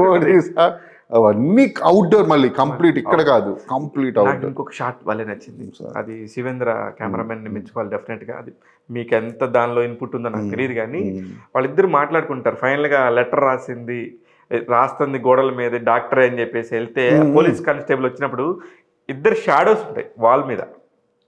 ఎక్కడ మీరు అనేది ప్రీ క్లైమాక్స్లో వాళ్ళిద్దరు అమ్మాయిని ఇంకా మత్తు మంది ఇచ్చి ఇంకా అప్పటికే అవ్వలేదు, వీడే డాక్టర్ ఏంటి మొత్తానికి నువ్వే చేస్తున్నావు కదా ఇదంతా అని చెప్పేసి వస్తారు ఇద్దరు, ఆ పోలీస్ ఇన్స్పెక్టర్ ను డాక్టర్ మాట్లాడుతుంటే ఇద్దరు షాడోస్ వాల్ మీద ఉంటాయండి. వాల్ మీద జస్ట్ లైట్ లో వచ్చిన లైట్ ఎఫెక్ట్ అంటే సార్ ఎంత బాగుండిందో, ఎంత బ్యూటిఫుల్. ఆ చెట్ల కొమ్మలన్నీ సంబంధించి దాని మీద అవి అయితే చెట్టు కొమ్మలు అయితే శివేంద్ర కేర్ తీసుకున్నాడు, అంటే ప్లెయిన్ గా వదిలేదు వాల్స్ అని చెప్పి పాపం శివేంద్ర చాలా బ్యూటిఫుల్. అంటే కొద్దిగా టెక్నికల్ గా కొంచెం కెమెరా గురించి నాలెడ్జ్ ఉన్నది కూడా పిచ్చెక్కిపోతుంది. మీకు ఫస్ట్ ఎస్టాబ్లిష్మెంట్ లో కూడా హౌస్ ఎంప్టీ షాట్లు ఇలా వస్తున్నప్పుడు ఓ పక్కన చెట్టు షాడో అంతా ఊగుతా ఉంటాయి వాల్స్ మీద, అవన్నీ కేర్ తీసుకుని చేస్తాను. అదొకటి ఎఫెక్ట్స్ కూడా సింపుల్ ఎఫెక్ట్స్. సాంగ్ లో నేను ఇందాక మీకు గోదావరి చెప్పినప్పుడు ఇలా ఊగుతుంది, అది ఎంత కెమెరా తర్వాత ఆఫ్టర్ ఎఫెక్ట్స్ కానీ, ఆఫ్టర్ ఎఫెక్ట్స్ బట్ మీకు అక్కడ చేయాలని అది ప్లస్ చాలా మందికి నేను కొన్ని షాట్లు ఎలా తీసాను తెలియదు, అన్ని రిఫరెన్స్ లో కెమెరా ఊగుతా అట్టి తోటలో వెళ్ళేది అదంతా చాలా మంది అడిగారు ఎలా తీసామని. అది నాకు మీరు ఆ మాస్క్ క్రియేట్ చేసిన విధానం. మా ఊరు గ్రామదేవత మాలచ్చమ్మ మాస్కే అది. అదే మా ఊరు గ్రామదేవత పేరే మాలచ్చమ్మ. అవును, అది ఆ పేరే పెట్టా, టెంపుల్ అక్కడే. నేను బయట మండపం అంతా సెట్ చేయించామాట. ఓకే, చాలా అంటే ఒక సక్సెస్ కి ఆ కష్టం చెప్తుంటే ఉండే మజా వేరే. అవును, వేరే. అందుకని నేను అడుగుతున్నాను. కేవలం ఆ సినిమాకి మంగళవారం అనే సినిమాకి ఆర్గానిక్ ఫీల్ తీసుకురావడం కోసం కంప్లీట్ అవుట్డోర్ చేశాను నేను. కానీ 100 రోజులు అవుట్డోర్ పెద్ద హీరో సినిమాలు కూడా చేయరు. ఇక్కడ సెట్లో చేసుకుంటారు, ఎక్కడెక్కడ కావాలో అవే చేసుకుని. అందుకోసమే బడ్జెట్ ఎక్కువైంది. ఈ రోజు సినిమా ఒక కల్ట్ సినిమాగా మిగిలిపోయి, ఇంకా అది సినిమాది మర్చిపోయే సినిమా కదా, ఆడియన్స్ రోజులు గడుస్తున్న కొద్ది దాన్ని ఆకాశంలోకి తీసుకెళ్తానే ఉంటారు. మంగళవారం నాకు తెలుసు, ఎందుకంటే 2 కూడా వస్తుంది మంగళవారం. కానీ మంగళవారం 2 వస్తుందా? 100%. ఎక్కడ ఎండ్ చేశారు? నా థాట్ ఏంటంటే లింక్ అయితే ఉంటుంది, అది నేను ఎలాగా ఏంటని చెప్పను, కానీ కంప్లీట్ వేరే హీరోయిన్ ఉంటుంది. 2 వేరే విలేజ్ మిస్టీరియస్ థ్రిల్లర్ ఉంటుంది స్టోరీ మొత్తం. మంగళవారం 2 కానీ లింక్ ఉంటుంది. 3 కూడా ఉంటుంది. అలాగే నేను ఈ 3 సినిమాలు లింక్ చేసి ఈ హీరోయిన్ ఓరియంటెడ్ మూవీస్ గా చేద్దాం అనుకుంటున్నాను. 3 సినిమాలు లింక్ పెడతాను నేను, కానీ అన్ని భయంకరంగా ఉంటాయి. అంటే ఒక సెపరేట్ స్టోరీ ఉన్న లింక్స్ ఉంటాయి, చెప్తున్నాను కదా. సో వేరే రకంగా నేను అసలు మీరు ఇప్పుడు లింక్స్ అనగానే నాకు ఆ క్యారెక్టర్లన్నీ కళ్ళ ముందు వచ్చేసినాయి. ఈయన ఎక్కడి నుంచి లింక్ చేస్తాడు? అయ్యో బోలన్నీ ఉన్నాయి. 6గురిని చంపేశాడు, షాక్ అవుతారు. 6గురిని చంపేశాడు, ఆ హీరోయిన్ చంపేశాడు, ఎట్లా లింక్ చేస్తాడు అనేది తర్వాత మాట్లాడదాం. ఫెంటాస్టిక్. నీవే కంగ్రాచులేషన్స్ ఫర్ ద మంగళవారం 2 అండ్ మంగళవారం 3 మీ థాట్లోకి వచ్చినాక. అబ్బా, ఇప్పుడు మీ సినిమాలు నాకు ఎన్ని తెలుసు అనుకున్నారు? 1, 2, 3 3 సినిమాలు టైటిల్సే తెలుసు. అంటే ఏం లేదు, నాకు ఏమైపోతుంది మంగళవారం అనగానే ఒక సాఫ్ట్, అసలు మంగళవారం అనే దాని మీద మామూలుగా ఒక మంచి ముతక సామెత ఉంటుంది. అలాంటి ఒక ముతక సామెతని తీసుకొని మీరు మాలక్షమ్మ చెట్టు అటువైపు వెళ్ళటానికి ఏం ప్రేరేపించింది సార్? ఆ టైటిల్ కూడా అలా రావడానికి? టైటిల్ రావడానికైతే నేను చెప్పే కదా, నాకు ఫస్ట్ ఆఫ్ ఆల్ సెంటిమెంట్స్ నమ్మను నేను. నాకు శుక్రవారం మంగళవారం నాకు ఇలా ఉండదు. సో నాకు ఈ వారాల్లో ఏదో ఒక రోజు అయితే పెట్టాలి. ఏది పెట్టాలి అంటే వైబ్రేషన్ మంగళవారానికి ఉంది, ఒక నెగిటివిటీ కూడా ఉంది, నెగిటివిటీ తెలియకుండా ఒక డార్క్, ఒక భయం ఉంది ఆ నేమ్లో మంగళవారం అని. ఇప్పుడు గురువారం దానికి రాదు, బేస్ రాదు. ఆ బేస్ ఉంది ఏదో మంగళవారానికి, ఉంటాం కదా. సో దానికి నాకు ఆ సెన్స్ నాకు కరెక్టే, ఇది మంగళవారం పెట్టేసాను. ఎందుకు వారం పేరే పెట్టాలనుకున్నారు? మర్డర్స్ జరగాలి కదా, ఏదో ఒక రోజు జరగాలి. ఫస్ట్ యాక్చువల్లీ దీని నేమ్ వచ్చి ఎఫ్ ఓన్లీ ఎఫ్ కూడా బాగుంది. ఎఫ్ మా బాస్ అదే పెట్టమని అసలు ఎఫ్ బాగుంది, ఎఫ్ఏ పెట్టు నువ్వు అని. సరే నన్ను అడిగిన నేను ఎఫ్ అనే చెప్పేవాడు. పోస్టర్ కూడా చేయించాను. అంటే ఏమైపోతుందంటే మరీ నెగిటివ్ సెన్స్ వెళ్ళిపోతుంది ఎఫ్ అని కానీ వేరేది అనుకుంటారు అన్న ఫండింగ్ అన్ని ఒక నెగిటివ్ సెన్సెస్. దాంతో ఎందుకు అని చెప్పి నేను మంగళవారం లైఫ్ పోస్టర్ నాకు ఇవ్వరా? బెస్ట్ మీరు చేయించారు కాబట్టి వాడని పోస్టర్ అని ఏమంటారా F1 మీ 21 ఏళ్ల ప్రభాస్ లాగా ఉన్న ఫోటోలు, హైదరాబాద్కి వచ్చిన కొత్తల్లో మీరున్న ఫోటోలు. అంటే నేను ఇవన్నీ ఎవరు ఎక్స్ప్లోర్ చేయలే. అజయ్ భూపతి అనగానే ఒక యూట్యూబ్లో కొడితే కంప్లీట్ పిక్చర్ రా, ఇదిరా అజయ్ భూపతి స్టోరీ, ఇది బయో అనుకోవాలి. అలాగే అందుకని నాకు నేను వాట్సాప్ పెట్టండి, ఏమేం కావాలి ఇస్తాను. నేను ఇస్తాను, డెఫినెట్గా పెడతాను, అవన్నీ ఇస్తాను. ఇప్పుడు ప్రజెంట్ మీరు లవ్ స్టోరీలో వైఫ్ మీరు ఎలా కలిసారు? పాప మా ఊరి అమ్మాయి, చుట్టాల అమ్మాయిని కూడా లవ్ చేశారు మళ్ళీ తర్వాత. యా, అంటే ఆల్మోస్ట్ RX100 అయిపోయిన తర్వాత నేను పెళ్లి చేసుకుంటా. RX100 రిలీజ్ తర్వాత. అవును తెలుసు. రిలీజ్ అయిన 1 month 1 month చుట్టాలు. అంటే అంతకు ముందు అమ్మాయి పరిచయం ఉంది. ఎవరు? ఆ మేడం, మీ మేడం వైఫ్ పేరు? నాకు పరిచయం. మా చుట్టాలమ్మాయి పేరు సిరి. సిరి గారు. ఓకే. సిరి గారికి RX100 కంటే ముందు నుంచే మీకు లవ్ ఉంది. పాప పేరేంటి? శ్రీ సహస్ర సాయి మహాలక్ష్మి. మీ ఊరు పేరు మహాలక్ష్మి చెట్టు వచ్చేసి. అంటే అందరూ అన్నారు మహాలక్ష్మి ఏంటి ఓల్డ్ నేమ్ కదా ఎందుకు పెట్టావు అని. శ్రీ సాయి సహస్ర ఏం కాదు, ఓల్డ్ నేను సహస్రాన్ని పిలుస్తాము. మహాలక్ష్మి ఓల్డ్ నేమ్ కదా ఎందుకు ఆ పేరు అంటే, ఇది ఎదిగేసరికి అది ట్రెండ్ అవుద్ది. ఇప్పుడు అందరూ నోరు తిరగలేని పేర్లు పెడుతున్నారు. లక్ష్మి లేరు, మహాలక్ష్మి సుబ్బలక్ష్మి లేరు. ఇతను ఎదిగేసరికి ఇది ట్రెండ్ ఏం అవుద్ది. కానీ చాలా కష్టమైంది సార్. శ్రీ సాయి అన్నీ ఉండవు, నేను ఓన్లీ శాస్త్ర బర్త్ సర్టిఫికెట్ లో అవన్నీ ఉండవు. మేము పెట్టిన పేరు అది శ్రీ సహస్ర బర్త్ సర్టిఫికెట్ లో. సార్ ఇప్పుడు ఇది ఈ ఇండస్ట్రీలో ఒక హీరోయిన్ ఒకళ్ళతో ఒకసారి చేసేసినాక మళ్ళీ మళ్ళీ మళ్ళీ చేయటం అనేది చాలా అరుదు. కానీ మీరు ఒక ఫస్ట్ సినిమాలో చేసిన అమ్మాయిని మళ్ళీ 3వ సినిమాలో కూడా కంటిన్యూ చేశారు. అసలు ఫస్ట్ ఎలా అమ్మాయితో మీరు అప్రోచ్ అయ్యారు? మంగళవారానికి RX100కి నా ఎప్పుడు హీరోయిన్ క్యారెక్టర్ని RX100 కూడా చాలామందిని అనుకుని ఎవరో చేయకపోయేసరికి ఆల్రెడీ తన ఫొటోస్ నాకు కోఆర్డినేట్స్ ద్వారా వచ్చాయి కానీ ఒక ఆప్షన్గా పెట్టుకుని పక్కన ఉంచా. అంటే ఒక తెలుగు అమ్మాయితో వెళ్తే బెటరా అనే ఒక సెన్స్తో ఉండేవాడిని. సో నాకు ఫైనల్గా వర్కౌట్ అవ్వలేదు. ఎవరు అంటే ఆ హీరోయిన్ విలన్ అనేసరికి కొంతమంది భయపడ్డారు. ఫైనల్గా పాయల్ని 1 week ముందు షూటింగ్కి ఇంకా 1 weekలో వెళ్తామనుక పాయల్ని తీసుకున్నాను నేను. ఇప్పుడు ఆ అమ్మాయి సో సక్సెస్ అవ్వడం తర్వాత సో నేను మంగళవారానికి కూడా ఒక టీనేజ్ గర్ల్ ఎవరైనా ఉంటే బాగుంటుంది ఈ స్టోరీకి అని ఒక సెన్స్తో చాలామందిని నేను అడిగాను. నాకు చాలామంది చెక్కేసేది. మాకు మా స్క్రిప్ట్ కోఆర్డినేటర్ ఉన్నాడు ఒక అబ్బాయి, తనైతే 10 మందికి నెరేట్ చేసి ఉంటాడు. నేనే ఇంగ్లీష్లో హిందీలో బాంబే వాళ్ళకి వీళ్ళకి పిచ్చెక్కేసింది అసలు నాకు. అంటే అది ఆ ఇన్ఫోమేని అనేసరికి భయపడేవారు. వాళ్ళకి అంటే అర్థం చేసుకోవడం ఫస్ట్ క్యారెక్టర్ ఏంటి, అందులో నువ్వేం చెయ్యాలి అనేది అర్థం చేసుకునే మైండ్ చాలా తక్కువ మందికి ఉంటుంది. ఈ కాలంలో అమ్మాయిలకి అసలు లేదు. ఇలా అందరూ పెద్ద ఏదో అనుకుంటే ఇదివరకే ఉండేది. ఇంకా ఎక్కడ మీకు ఎన్ని ఎక్స్పెరిమెంటల్ సినిమాలండి అమ్మాయిలు. స్మితా పాటిల్ ఎన్ని చేసిందండి ఆవిడ. భూమిక అనే సినిమా, సత్యజిత్ రే సినిమా చూస్తే అసలు పిచ్చెక్కిపోతుంది. ఈ రోజు వచ్చిన సినిమానా అనిపిస్తుంది. స్టోరీ వైజ్గా కూడా ఎక్స్పెరిమెంటల్. అంతులేని కథ చూస్తే అసలు ఆ క్యారెక్టర్ జయప్రద్ది ఈ రోజు కూడా లేదు. అంటే అంత అప్డేట్ అయి ఉన్నారు వాళ్ళు. అటువంటి 100 ఉన్నాయి చెప్పుకోవాలనుకుంటే. బాలచంద్ర గారి, చాలా ఉన్నాయి.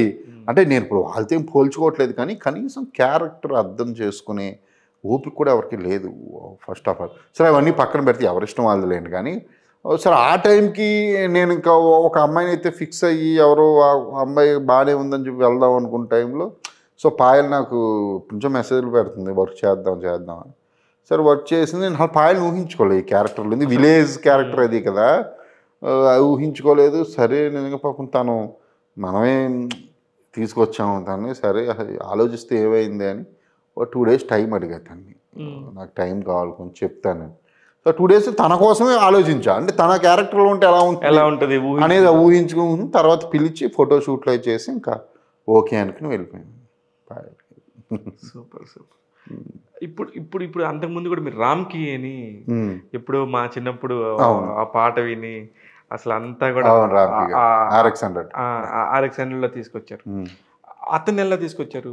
RX-100 అదే అప్పుడు ఆ క్యారెక్టర్కి అందరూ కూడా అంటే రాజేంద్ర ప్రసాద్ గారు, నరేష్ గారు ఇటువంటి క్యారెక్టర్లు ఉన్నారు మనకి ఇక్కడ. నేనేమనుకుంటే వీళ్ళందరూ చేస్తే సినిమా రెగ్యులర్ అయిపోతుంది, ఏదో ఒక కొత్త లుక్ తీసుకురావాలి సినిమాకి. అది తెలిసిన ఆర్టిస్టులు కాకుండా అంటే బాగా ఎప్పటి నుంచో ఉన్న ఇప్పుడు లేని హీరోలు ఎవరన్నా ఉంటే బాగుంటుందని నేను నందమూరి కళ్యాణ్ చక్రవర్తి గారి టచ్లోకి వెళ్ళా ఫస్ట్. ఫస్ట్ నేనే వెళ్ళి అసలు అప్పుడు ఆయన ఒక నిమిషం చేస్తానన్నాడు. ఒక నిమిషం కొత్త వాళ్ళు కదా, ఈ సినిమా రిలీజ్ అవుద్దో లేదో కూడా తెలియదు కదా ఎవరికి. అంటే అందరం కొత్త వాళ్ళం కదా, చిన్న సినిమా అనుకుంటారు. కానీ భలే పేరు చెప్పారండి. రీలాంచ్ కరెక్టా అనుకున్నారో కాదనుకున్నారో నాకు తెలీదు. ఆ టైంకి ఒక నిమిషం చేస్తా అన్నారు, తర్వాత చేయలేను అన్నారు. సరే అలాంటి వాళ్ళని వెతుకుతూ ఉన్న టైంలో నాకు రామ్కి గారు అయితే ఎలా ఉంటుందని చెప్పి ఐడియా రావడం, వెంటనే వెళ్ళిపోయాను టచ్లో రామ్కి గారికి. ఇప్పుడు ఇందులో కూడా లక్ష్మణ్ని తీసుకోవచ్చు. లక్ష్మణ్ కూడా మీకు ఆ సినిమా ద్వారానే RX-100. ఇప్పుడు వాళ్ళందరి కూడా వాళ్ళు ఒక కొంచెం ఫేమస్ వచ్చినాక కొంచెం మారుతారు. మీ దగ్గర కూడా మారుతారా సార్? అంటే నా దగ్గర బిహేవియర్ ఉండదా? పాయల్ది నేను చెప్పను కానీ, ఎందుకంటే నేను ఎప్పుడు పెద్ద మేమేమి ఎప్పుడు వర్క్ ప్రొఫెషనల్గా అంతే, వర్క్ అయిపోయింది అంతే. మళ్ళీ ఎప్పుడైనా వర్క్ ఉంటేనే, లేకపోతే నాకు తెలియదు కానీ తన గురించి. మిగతా వాళ్ళు అందరూ నాకు హైదరాబాద్లోనే ఉంటారు కాబట్టి నాకు లక్ష్మీలు అందరూ ఎప్పుడు అసలు నా దగ్గర మారితే వాళ్ళకే ఎలా మారడం. మీ హీరో కార్తికేయ అండ్ సర్వానంద్, సిద్ధార్థ్ ఇప్పుడు మీరు చేసిన వాళ్ళలో కొద్దిగా పెద్ద హీరో. ఇప్పుడు మళ్ళీ ప్రియదర్శి పేరు చెప్పొచ్చో లేదు, ప్రియదర్శి వీళ్ళందరూ కూడా ఎలా ఉంటారు సార్ మీతో? ఎందుకంటారు బాబు, నా కార్తికేయ ఎప్పుడు అసలు టచ్లోనే ఉంటాము, ఎప్పుడు కలుస్తూ ఉంటాము. మళ్ళీ ఎప్పుడు చేస్తారు సినిమా? చెయ్యాలని ప్లాన్లో ఉంది. ఆయన కూడా వెయిట్ చేస్తున్నారు. చెయ్యాలి. మీరు కూడా మీకు RX-100 సినిమాని ఎంత మినిమం బడ్జెట్లో ఎంత నీట్గా చేశారో నాకు తెలుసు. ఇప్పుడు ఆ బడ్జెట్స్లో వర్కౌట్ అవ్వట్లేదండి. ఎందుకు? థాట్ ప్రాసెస్లు ఎలా ఉంటాయంటే మీకు శివ గారు, RX-100 వచ్చినప్పుడు నా థాట్స్ ఒకలా ఉంటాయి. మేకింగ్లో నేను చెప్తున్నాను. అవును, నేను అంటుంది కూడా అదే అండి. మైండ్ ఎప్పుడు డెవలప్ అయ్యే కొద్ది థాట్స్ పెరుగుతూ ఉంటాయి, మేకింగ్ స్టైల్ మారుతూ ఉంటుంది. ఇప్పుడు నేను RX-100 లాగే సినిమా చూస్తే ఎవరు చూడరు అని కాదు. నేను స్టోరీని పక్కన పెట్టను, అసలు స్టోరీ మ్యాటర్ కాదు. ఆ టైప్ ఆఫ్ టేకింగ్తో ఇప్పుడు మంగళవారం ఉంది, సేమ్ విలేజ్ కదా, కానీ ఇది కంప్లీట్ వేరే టైప్ ఆఫ్ టేకింగ్ కదా. ఇలా చెయ్యాలి అంటే టైం ప్రాసెస్ లేదు. ఇప్పుడు ఇది నేను 100 days షూట్ చేశాను. ఎందుకు చేసాను చాలా మంది అడిగారు నన్ను. చేయాల్సి వచ్చింది. మూవీ కోరుకున్నప్పుడు మనం ఏం చేస్తాం, చాలా తక్కువ టైమే ఉంది కదా సార్, నీట్ గా పర్ఫెక్ట్ గా చూసే టైమే ఉంది. షార్ట్స్ అని మీకు నైట్ షార్ట్స్, లాస్ట్ లో చేజింగ్ ఉంటది. మీరు ఒకసారి చూసుకోండి, ఒకసారి లెక్క పెట్టుకోండి షార్ట్స్ ఎన్ని ఉంటాయి. మీకు ఇంటర్వెల్ షార్ట్స్ ఉన్నాయి, నెంబర్ ఆఫ్ షార్ట్స్ ఉంటాయి. మీకు ఇన్సెట్ షాట్లు ఎక్కువ. ఆ నైట్ లో షూట్ అండి, ఒక్క షాట్ కోసం మీ ఇన్సెట్ షాట్లు ప్రతి ఒక్క డైలాగ్ కి ఒక ఇన్సెట్ పడుతుంది. అదే అంటున్నా నేను మీకు. ఇప్పుడు నైట్ షాట్ లో ఒక షాట్ తీసి కంప్లీట్ యూనిట్ వెళ్ళి ఇంకో చోట కెమెరా పెట్టాలంటే మొత్తం అయిపోతుంది సార్. నైట్ అయిపోద్ది. విలేజ్ లో అవుట్డోర్లు కదా, మీరు అదే కదా ప్రాబ్లం. మళ్ళీ నైట్ అందులో లైట్ సెటప్ చేయాలి. నైట్ షూట్ అంటే ఇప్పుడు స్టూడియోలో అనుకోండి లైట్ చేసి ఉంటుంది ఆల్రెడీ, వీళ్ళు ఓపెన్ ఉంటుంది విలేజ్. ఇప్పుడు విలేజ్ అవుట్స్కట్స్ కంప్లీట్ డార్క్, మన లైట్ సెటప్ చేయాలంటే ఎంత కష్టం తెలుసు. రోస్టమ్స్ వెయ్యాలి, లైట్లు అంత పైకి ఎక్కించి అక్కడ లైట్ చేస్తే ఇక్కడ ఒక షాట్ తీసుకోగలరు. ఈ షాట్ అయిన మళ్ళీ అన్ని దింపాలి. ఇది మళ్ళీ 2 సెకండ్లు ఉంటుందో 3 సెకండ్లు ఉంటుందో తెలియదు. 2 seconds or 3 seconds complete shot. మళ్ళీ అన్ని దింపాలి, వేరే చోటకి వెళ్ళాలి, మళ్ళీ ఇంకో 100 మంది ఇంకో పక్కన. మరి ఇవన్నీ కష్టం సార్, ఎందుకంటే మేకింగ్ చాలా కష్టం సార్. నైట్ చెప్పినంత ఈజీ కాదు సార్. ఎవడో అంటాడు ఒకటి, అంత బడ్జెట్ ఎందుకు పెట్టావు అంటే, ఎందుకు పెడతామంటే అది కోరుకుంటున్నప్పుడు తప్పదు. కానీ ఈరోజు సినిమా చూసి ఈరోజు టేకింగ్ గురించి మాట్లాడుకుంటున్నారు, one of the best thriller in recent times అంటున్నారంటే వాటి కోసం చెయ్యాలని తప్పదు. కానీ మీరు ఎన్నుకున్న కాన్సెప్ట్ కానీ నేను దీన్ని రెగ్యులర్గా నేను మామూలుగా అందరు తీసినట్టు నైట్లో ఇది తీసేస్తుంటే అసలు మీకు కనీసం మాట్లాడుకుండేవారు కదా, సినిమా ఆయన తిట్టేయండి అది కూడా కాదు. నిజమేనా? అదే ఉంటుంది. ఇప్పుడు ఇలాగా మీరు ఒక ప్రాసెస్ చేస్తున్నప్పుడు ఇప్పుడు ఒక్కొక్క దగ్గర ఒక్కొక్క సినిమాకి ఒక్కొక్కటి నేర్చుకుంటారు. RX-100కి ఏం నేర్చుకున్నారు, మహాసముద్రానికి ఏం నేర్చుకున్నారు, మంగళవారానికి ఏం నేర్చుకున్నారు సార్? అంటే ప్రాసెస్ కాదు సార్, నేర్చుకోవడం అనేది ఏం లేదండి. అంటే RX-100కి అయితే అసలు కనీసం సినిమా మెయిన్ స్ట్రీమ్ అనేది ఎలా ఉంటుందో నాకు తెలియదండి.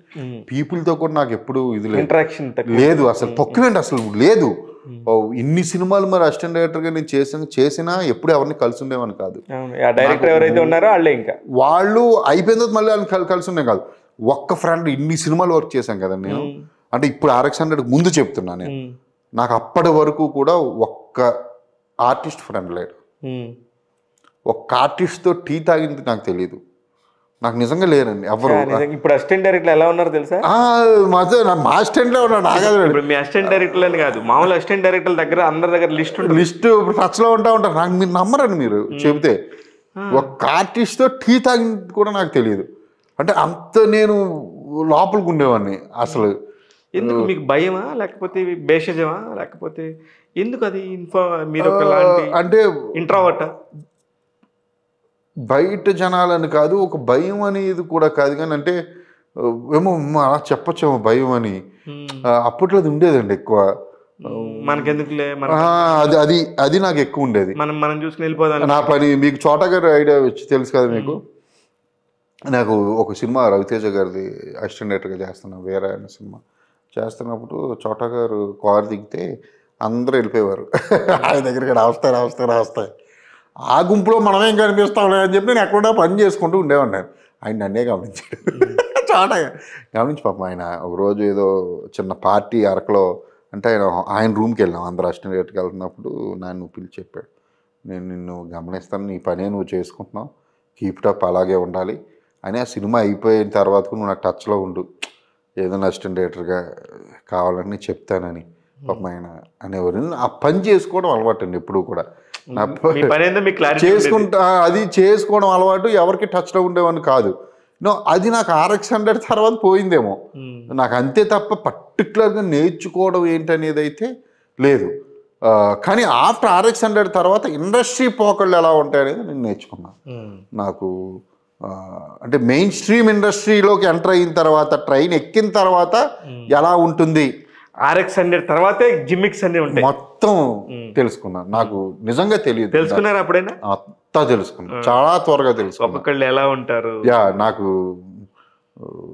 అంటే ప్లస్ ఇంకోటి ఏంటంటే, నాకు పర్సనల్గా కూడా ఎప్పుడైతే ఫేము డబ్బు రావడం స్టార్ట్ చేసిందో మోసగాలు చేరడం మొదలైంది చుట్టూరు తయారై. అంతకుముందు ఎప్పుడు లేరు, ఎందుకంటే మన దగ్గర డబ్బు లేదు కదా.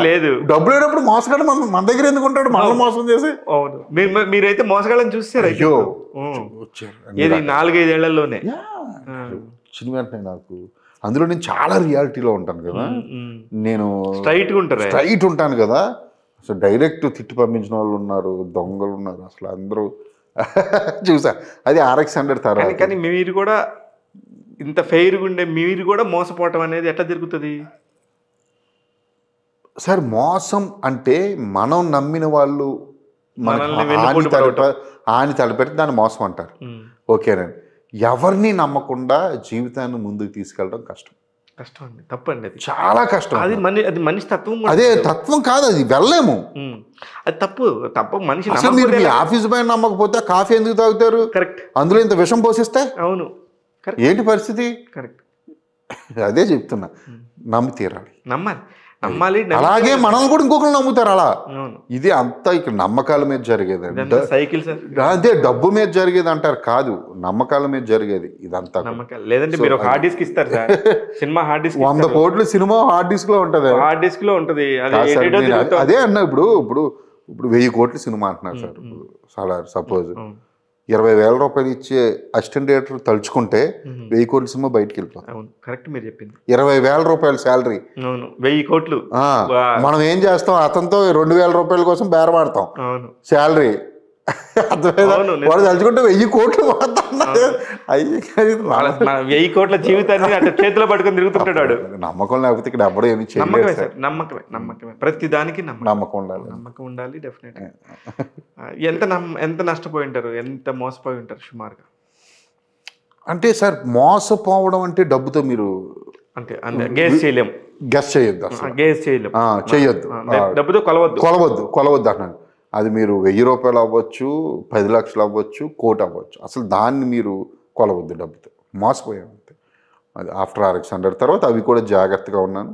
సో మహాసముద్రం ఫెయిల్యూర్ వచ్చిన తర్వాత నిజంగా చెప్తున్నాను, నాకేం పెద్ద చేంజెస్, నాకు ఇంతకుముందు ఎవరు ఉన్నారు ప్రొడ్యూసర్లు, వాళ్ళే ఉన్నారు, అందుకే నా మీద నమ్మకం చేయగలవు అనేది. కానీ అలా ప్రొడ్యూసర్స్ అడ్వాన్స్లు ఇచ్చి సంవత్సరాల తరబడి మీతో సినిమాలు చేయకపోతే వాళ్ళు ఊరికి అడ్వాన్స్ వరకే పరిమితం అంటారా, సినిమాలు చేస్తారంటారా? ఇది వాళ్ళ ఇష్టం అండి. ఇప్పుడు వాళ్ళు చేయకపోతే వాళ్ళ డబ్బులకే కదా ఇంట్రెస్ట్ వేస్ట్ అవుతుంది కదా. వాళ్ళు దాని గురించి పోతే పోయిందని వేరే చేసుకుంటాను. మీకు ఆ విషయంలో క్లారిటీ ఉంది. మంగళవారం చేశా కదా. అదే సార్ మీరు నా దగ్గర ఉన్నది ఏంటంటే, నేను స్టార్లను పెట్టుకుని హిట్ కొట్టి ఇండస్ట్రీకి రాలేదు, నేను కొత్త వాళ్ళని పెట్టుకుని హిట్ కొట్టుకుని వచ్చా. ఓకేనండి, నేను మళ్ళీ కొత్త వాళ్ళతో తీగాను, మళ్ళీ ఇంకోటి తయారు చేసుకోగలరు. నేను మంగళవారం అదే చేశాగా. అదే అదే అదే నేను ఏదైనా క్రియేట్ చేయగలను. ఓకేనా, అందరిలాగా ఇప్పుడు 4-5 సంవత్సరాలు 5 సంవత్సరాలు ఆ హీరో కోసం అనేది నేను ఉన్నానండి. అది ఇప్పుడు ప్రొడక్షన్లోకి వచ్చారు సార్. ప్రొడక్షన్లోకి వచ్చినప్పుడు ప్రొడ్యూసర్ బాధలు, ప్రొడ్యూసర్గా అంటే ఒక ప్రొడక్షన్ సంస్థ హ్యాండిల్ చేసే తీరు, ఒక పక్క డైరెక్షన్గా చేసుకుంటా, ఒక పక్క క్రియేటర్గా ఇంత చేసుకుంటా, ఒక పక్క పెట్రోల్ రేటర్ పెరిగిపోతా ఉంటుంది, మీటర్ అనుకున్న మీటర్కి దీనికి సంబంధం ఉండదు, ఏమైతే దేవుడు అనే ప్రెషర్ ఉంటుంది.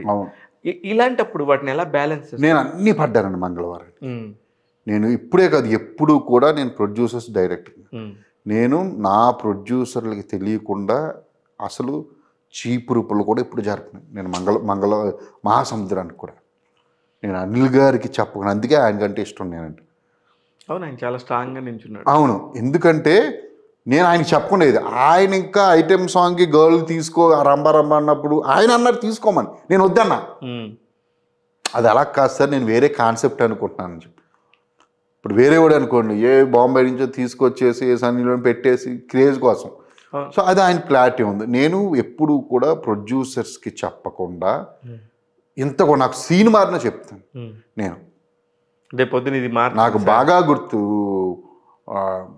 అనిల్ గారికి నేను స్టోరీలో చిన్న చేంజెస్, నేను లొకేషన్లో ఆ సీన్ చేంజెస్, సీన్ చేయట్లేదు సార్ అనుకుని ఫోన్ చేసి చెప్పాను. లొకేషన్ ఆయన అప్పుడు అమెరికాలో ఉన్నా, అలాగే చేసుకున్నాం అన్నా సరే నేను చెప్పాను. ఎందుకంటే అది మన బాధ్యత. నమ్మి పెట్టినప్పుడు ప్రతిదీ తెలియాలి వాళ్ళకి. తెలియకుండా వాళ్ళు సెటిల్కి రావడం అని ఆ టైప్ ఇచ్చి నేను కదా, నేను రమ్మంటా. ఇంకా కూడా చాలా మంది దర్శకులు వస్తే సినిమా షూటింగ్ మీరు వచ్చి ఉండాలంట, షూటింగ్ నేను మా స్వాతి గారిని ఎన్నిసార్లు అడిగాను తెలుసండి, మీరు ఎందుకు రావట్లేదు రండి అని. వెరీ వెరీ హ్యాపీ, మేమందరం హ్యాపీ. నేను కూడా కొంచెం ఉన్నాయిగా, నా డబ్బులు నాకు రావాలిగా. 3000 రూపాయలతో ఎర్ర బస్ ఎక్కి అత్రేపురం నుంచి హైదరాబాద్ వచ్చిన మీరు ఇప్పుడు ఎంత డబ్బులు ఉన్నాయి సార్? డబ్బు అనేది పక్కన పెడితే సార్, ఫేమ్ అనేది ఉంటుంది చూసారా సార్, అది నాకు నేను కొలవలేనంత ఉంది సార్, నేను ఊహించలేనంత వచ్చింది.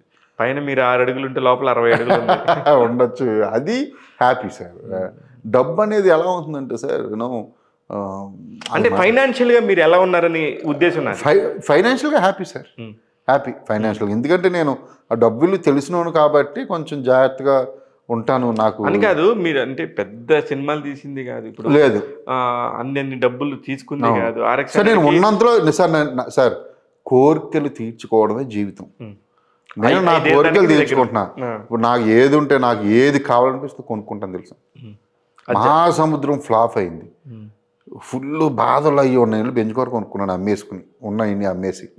ఎందుకంటే డౌన్ అవుతున్నాను అనేది మైండ్లోకి రాకూడదండి ఎప్పుడు. ఏం కొనుక్కున్నాను? నేను కారు కొనుక్కున్నా, బెంచ్ కొనుక్కున్నారు. ఎందుకంటే అమ్మేసి లోన్లు తీసుకున్నాం ఏదో ఒకటి నేను కొనుక్కున్నాను. ఒకటి కొత్తది ఒకటి వచ్చింది, మారుతుంది 100%, మనం ఏం డౌన్ అవ్వలేదు అని చెప్పడానికి నాకు నేను మీరు సమాధానం మనకి మనమే ఇంకెవరికి చెప్తాం సమాధానం. నేను ఎందుకు అంటానంటే సార్, ఇది నాకు ఏది అనిపిస్తే చేస్తాను, కొనుక్కుంటా. Fantastic sir. నేను సార్ మీరు ఎందుకు, నాకు టక్కన మొన్న ఏదో బండి కారులో వెళ్తుంటే బండి మీద వెళ్ళాడు, స్పోర్ట్స్ బైక్ మీద ఒకడు. నాకు అనిపించింది కారులో కూర్చుని మనం బయట దాన్ని మిస్ అయిపోతున్నాం అని వెంటనే వెళ్ళిపోయాను. నేను స్పోర్ట్స్ బైక్ బుక్ చేసుకుని కొనుక్కున్నాను. సూపర్. ఏం బైక్ కొన్నారు మాకు కూడా ఒకసారి ఇవ్వండి. డీజే SRK 400 యూనిక్ బైక్, అది రెగ్యులర్ బైక్ కాదు. ఈ యూనిక్ బైక్స్ అమ్మే షోరూమ్లు ఉన్నాయి ఓకే. మనకి హైదరాబాద్. ఎంత అవుతుంది సార్ అది? ఎంత తక్కువ, 6 lakhs ఎంతో. సార్ 6 lakhs మీరు భలే ఉన్నారు. నేను అదే బైక్ కొనుక్కోవడానికి 6 సంవత్సరాలు వెయిట్ చేశాను sir. First unicorn bike second hand కొనుక్కున్నాను నేను. మీరు ఇంత హైట్ మీద బైక్ బాగానే ఉంటుందా సార్? స్పోర్ట్స్ బైక్ బాగానే బాగుంటుంది. చిన్నది స్పోర్ట్స్ బైక్ అంటే పెద్దదేమీ కాదు. అది నాకు అంటే ఏదైనా అనుకుంటే చేసేయాలనిపిస్తుంది అండి దానికి. Super sir, super. అంటే మీరు ఎందుకు పుస్తకాలు రాయకూడదు? ఇంత ఫిలాసఫీ మాట్లాడుతున్నారు కదా. పుస్తకాలు రాయాలంటే అది చాలా టైం వెచ్చించాలండి. సరే ఇప్పుడు మనం మాట్లాడాం కదా, మీరు నమ్మరు, నాకు తెలుసు. వీటిని ఒక 50 పేజీలు వస్తుంది. అంటే ఇందులో ఎన్నో ఫిలాసఫీస్ ఉన్నాయి. నేను మాట్లాడానని కాదు, ఒక కంటెంట్ ఇంత మాట్లాడితే ఎన్ని పేజీలు బుక్ వస్తో నాకు తెలుసు. నేను అన్ని చేసుకుని వచ్చినట్లు. ఫిలాసఫీయా? నాకు ఫిలాసఫీ వాళ్ళు చెప్పేవాళ్ళు అంటే పరమచరాకండి. అంటే ఫిలాసఫీ మీన్స్ ఫిలాసఫీ చెప్పేయటం వేరు, రాయటం వేరు. ఇప్పుడు ఆర్జీవి నా ఇష్టం బుక్, దాని మీద టైం పెట్టాలి సార్. అది ఇంకా ఆర్జీవి గారు నా ఇష్టం బుక్ అన్నారు కదా, నా ఇష్టం బుక్ని ఆయన అలా అలవాకుగా చెప్పేసి రాసేసి ఉంటారు. ఎందుకంటే నేను ఆర్జీవి గారి పుస్తకాలు మొత్తం నా ఇష్టం, వడ్కా విత్ వర్మ, వర్మ మన కర్మ, ఇట్లాగా చాలా పుస్తకాలు ఉన్నాయి. నేను అన్ని చదివాను సార్. నేను బుక్స్ తక్కువ. నేను విజయానికి ఆరో మెట్టు అని యండమూరి వీరేంద్ర, నాకు అదొకటి, నాకు అమ్మ అది చదివినప్పుడు అప్పుడైతే చాలా ఇన్స్పైర్ చేసి షేక్ అయి ఉంటారు. షేక్ అవడం అంటే ఆయన ఎగ్జాంపుల్, అంటే ఒక మహాభారతాన్ని అంటే శ్రీకృష్ణుడికి అర్జునుడికి చెప్పిన గీతని ఎగ్జాంపుల్గా రాస్తూ దాని తాలూకు రియల్ స్టోరీస్ రాశాడండి. అసలు అంటే సక్సెస్ఫుల్ స్టోరీస్ అన్నీ కూడా అసలు భలే ఉంటుంది. నేను ఇవన్నీ ఇప్పుడు కాదండి, నేను డైరెక్షన్ ట్రయల్స్లో ఉన్నప్పుడు చదివాను నేను ఇవన్నీ. అందుకే మీకు బ్రెయిన్ అవన్నీ ఉన్నాయి, ఎక్కడో సబ్ కాన్షియస్గా ఒక చోట ఉన్నాయండి. లేకపోతే నేను ఇంత ధైర్యంగా ముందుకు వెళ్ళాలంటే ఏదో ఒకటి మనల్ని ఇన్స్పైర్ చేయాలి సార్.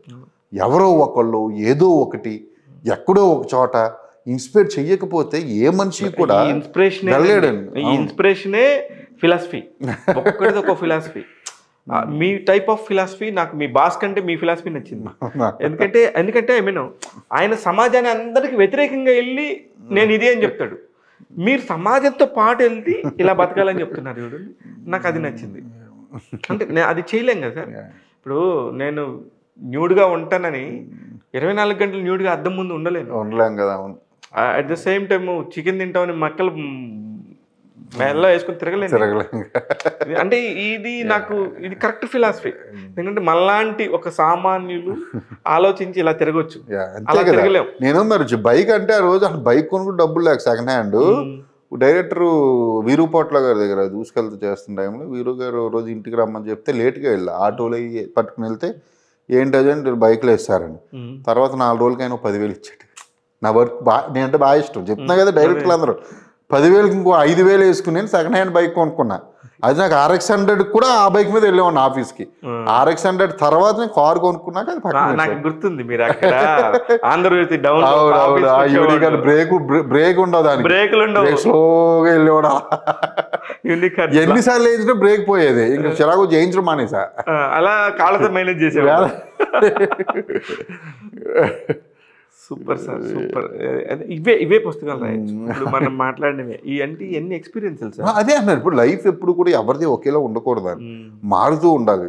నేను అలా కొనుక్కోలేని స్టేజ్ చూస్తే కొనుక్కునే స్టేజ్కి వచ్చాక, ఓ బైక్ చూస్తే వెంటనే కొనుక్కోగలను. నేను ఆ స్టేజ్కి రావాలంటే కష్టపడాలి, దాని మీద very hard work, sincere hard work అనేది ఉండాలి.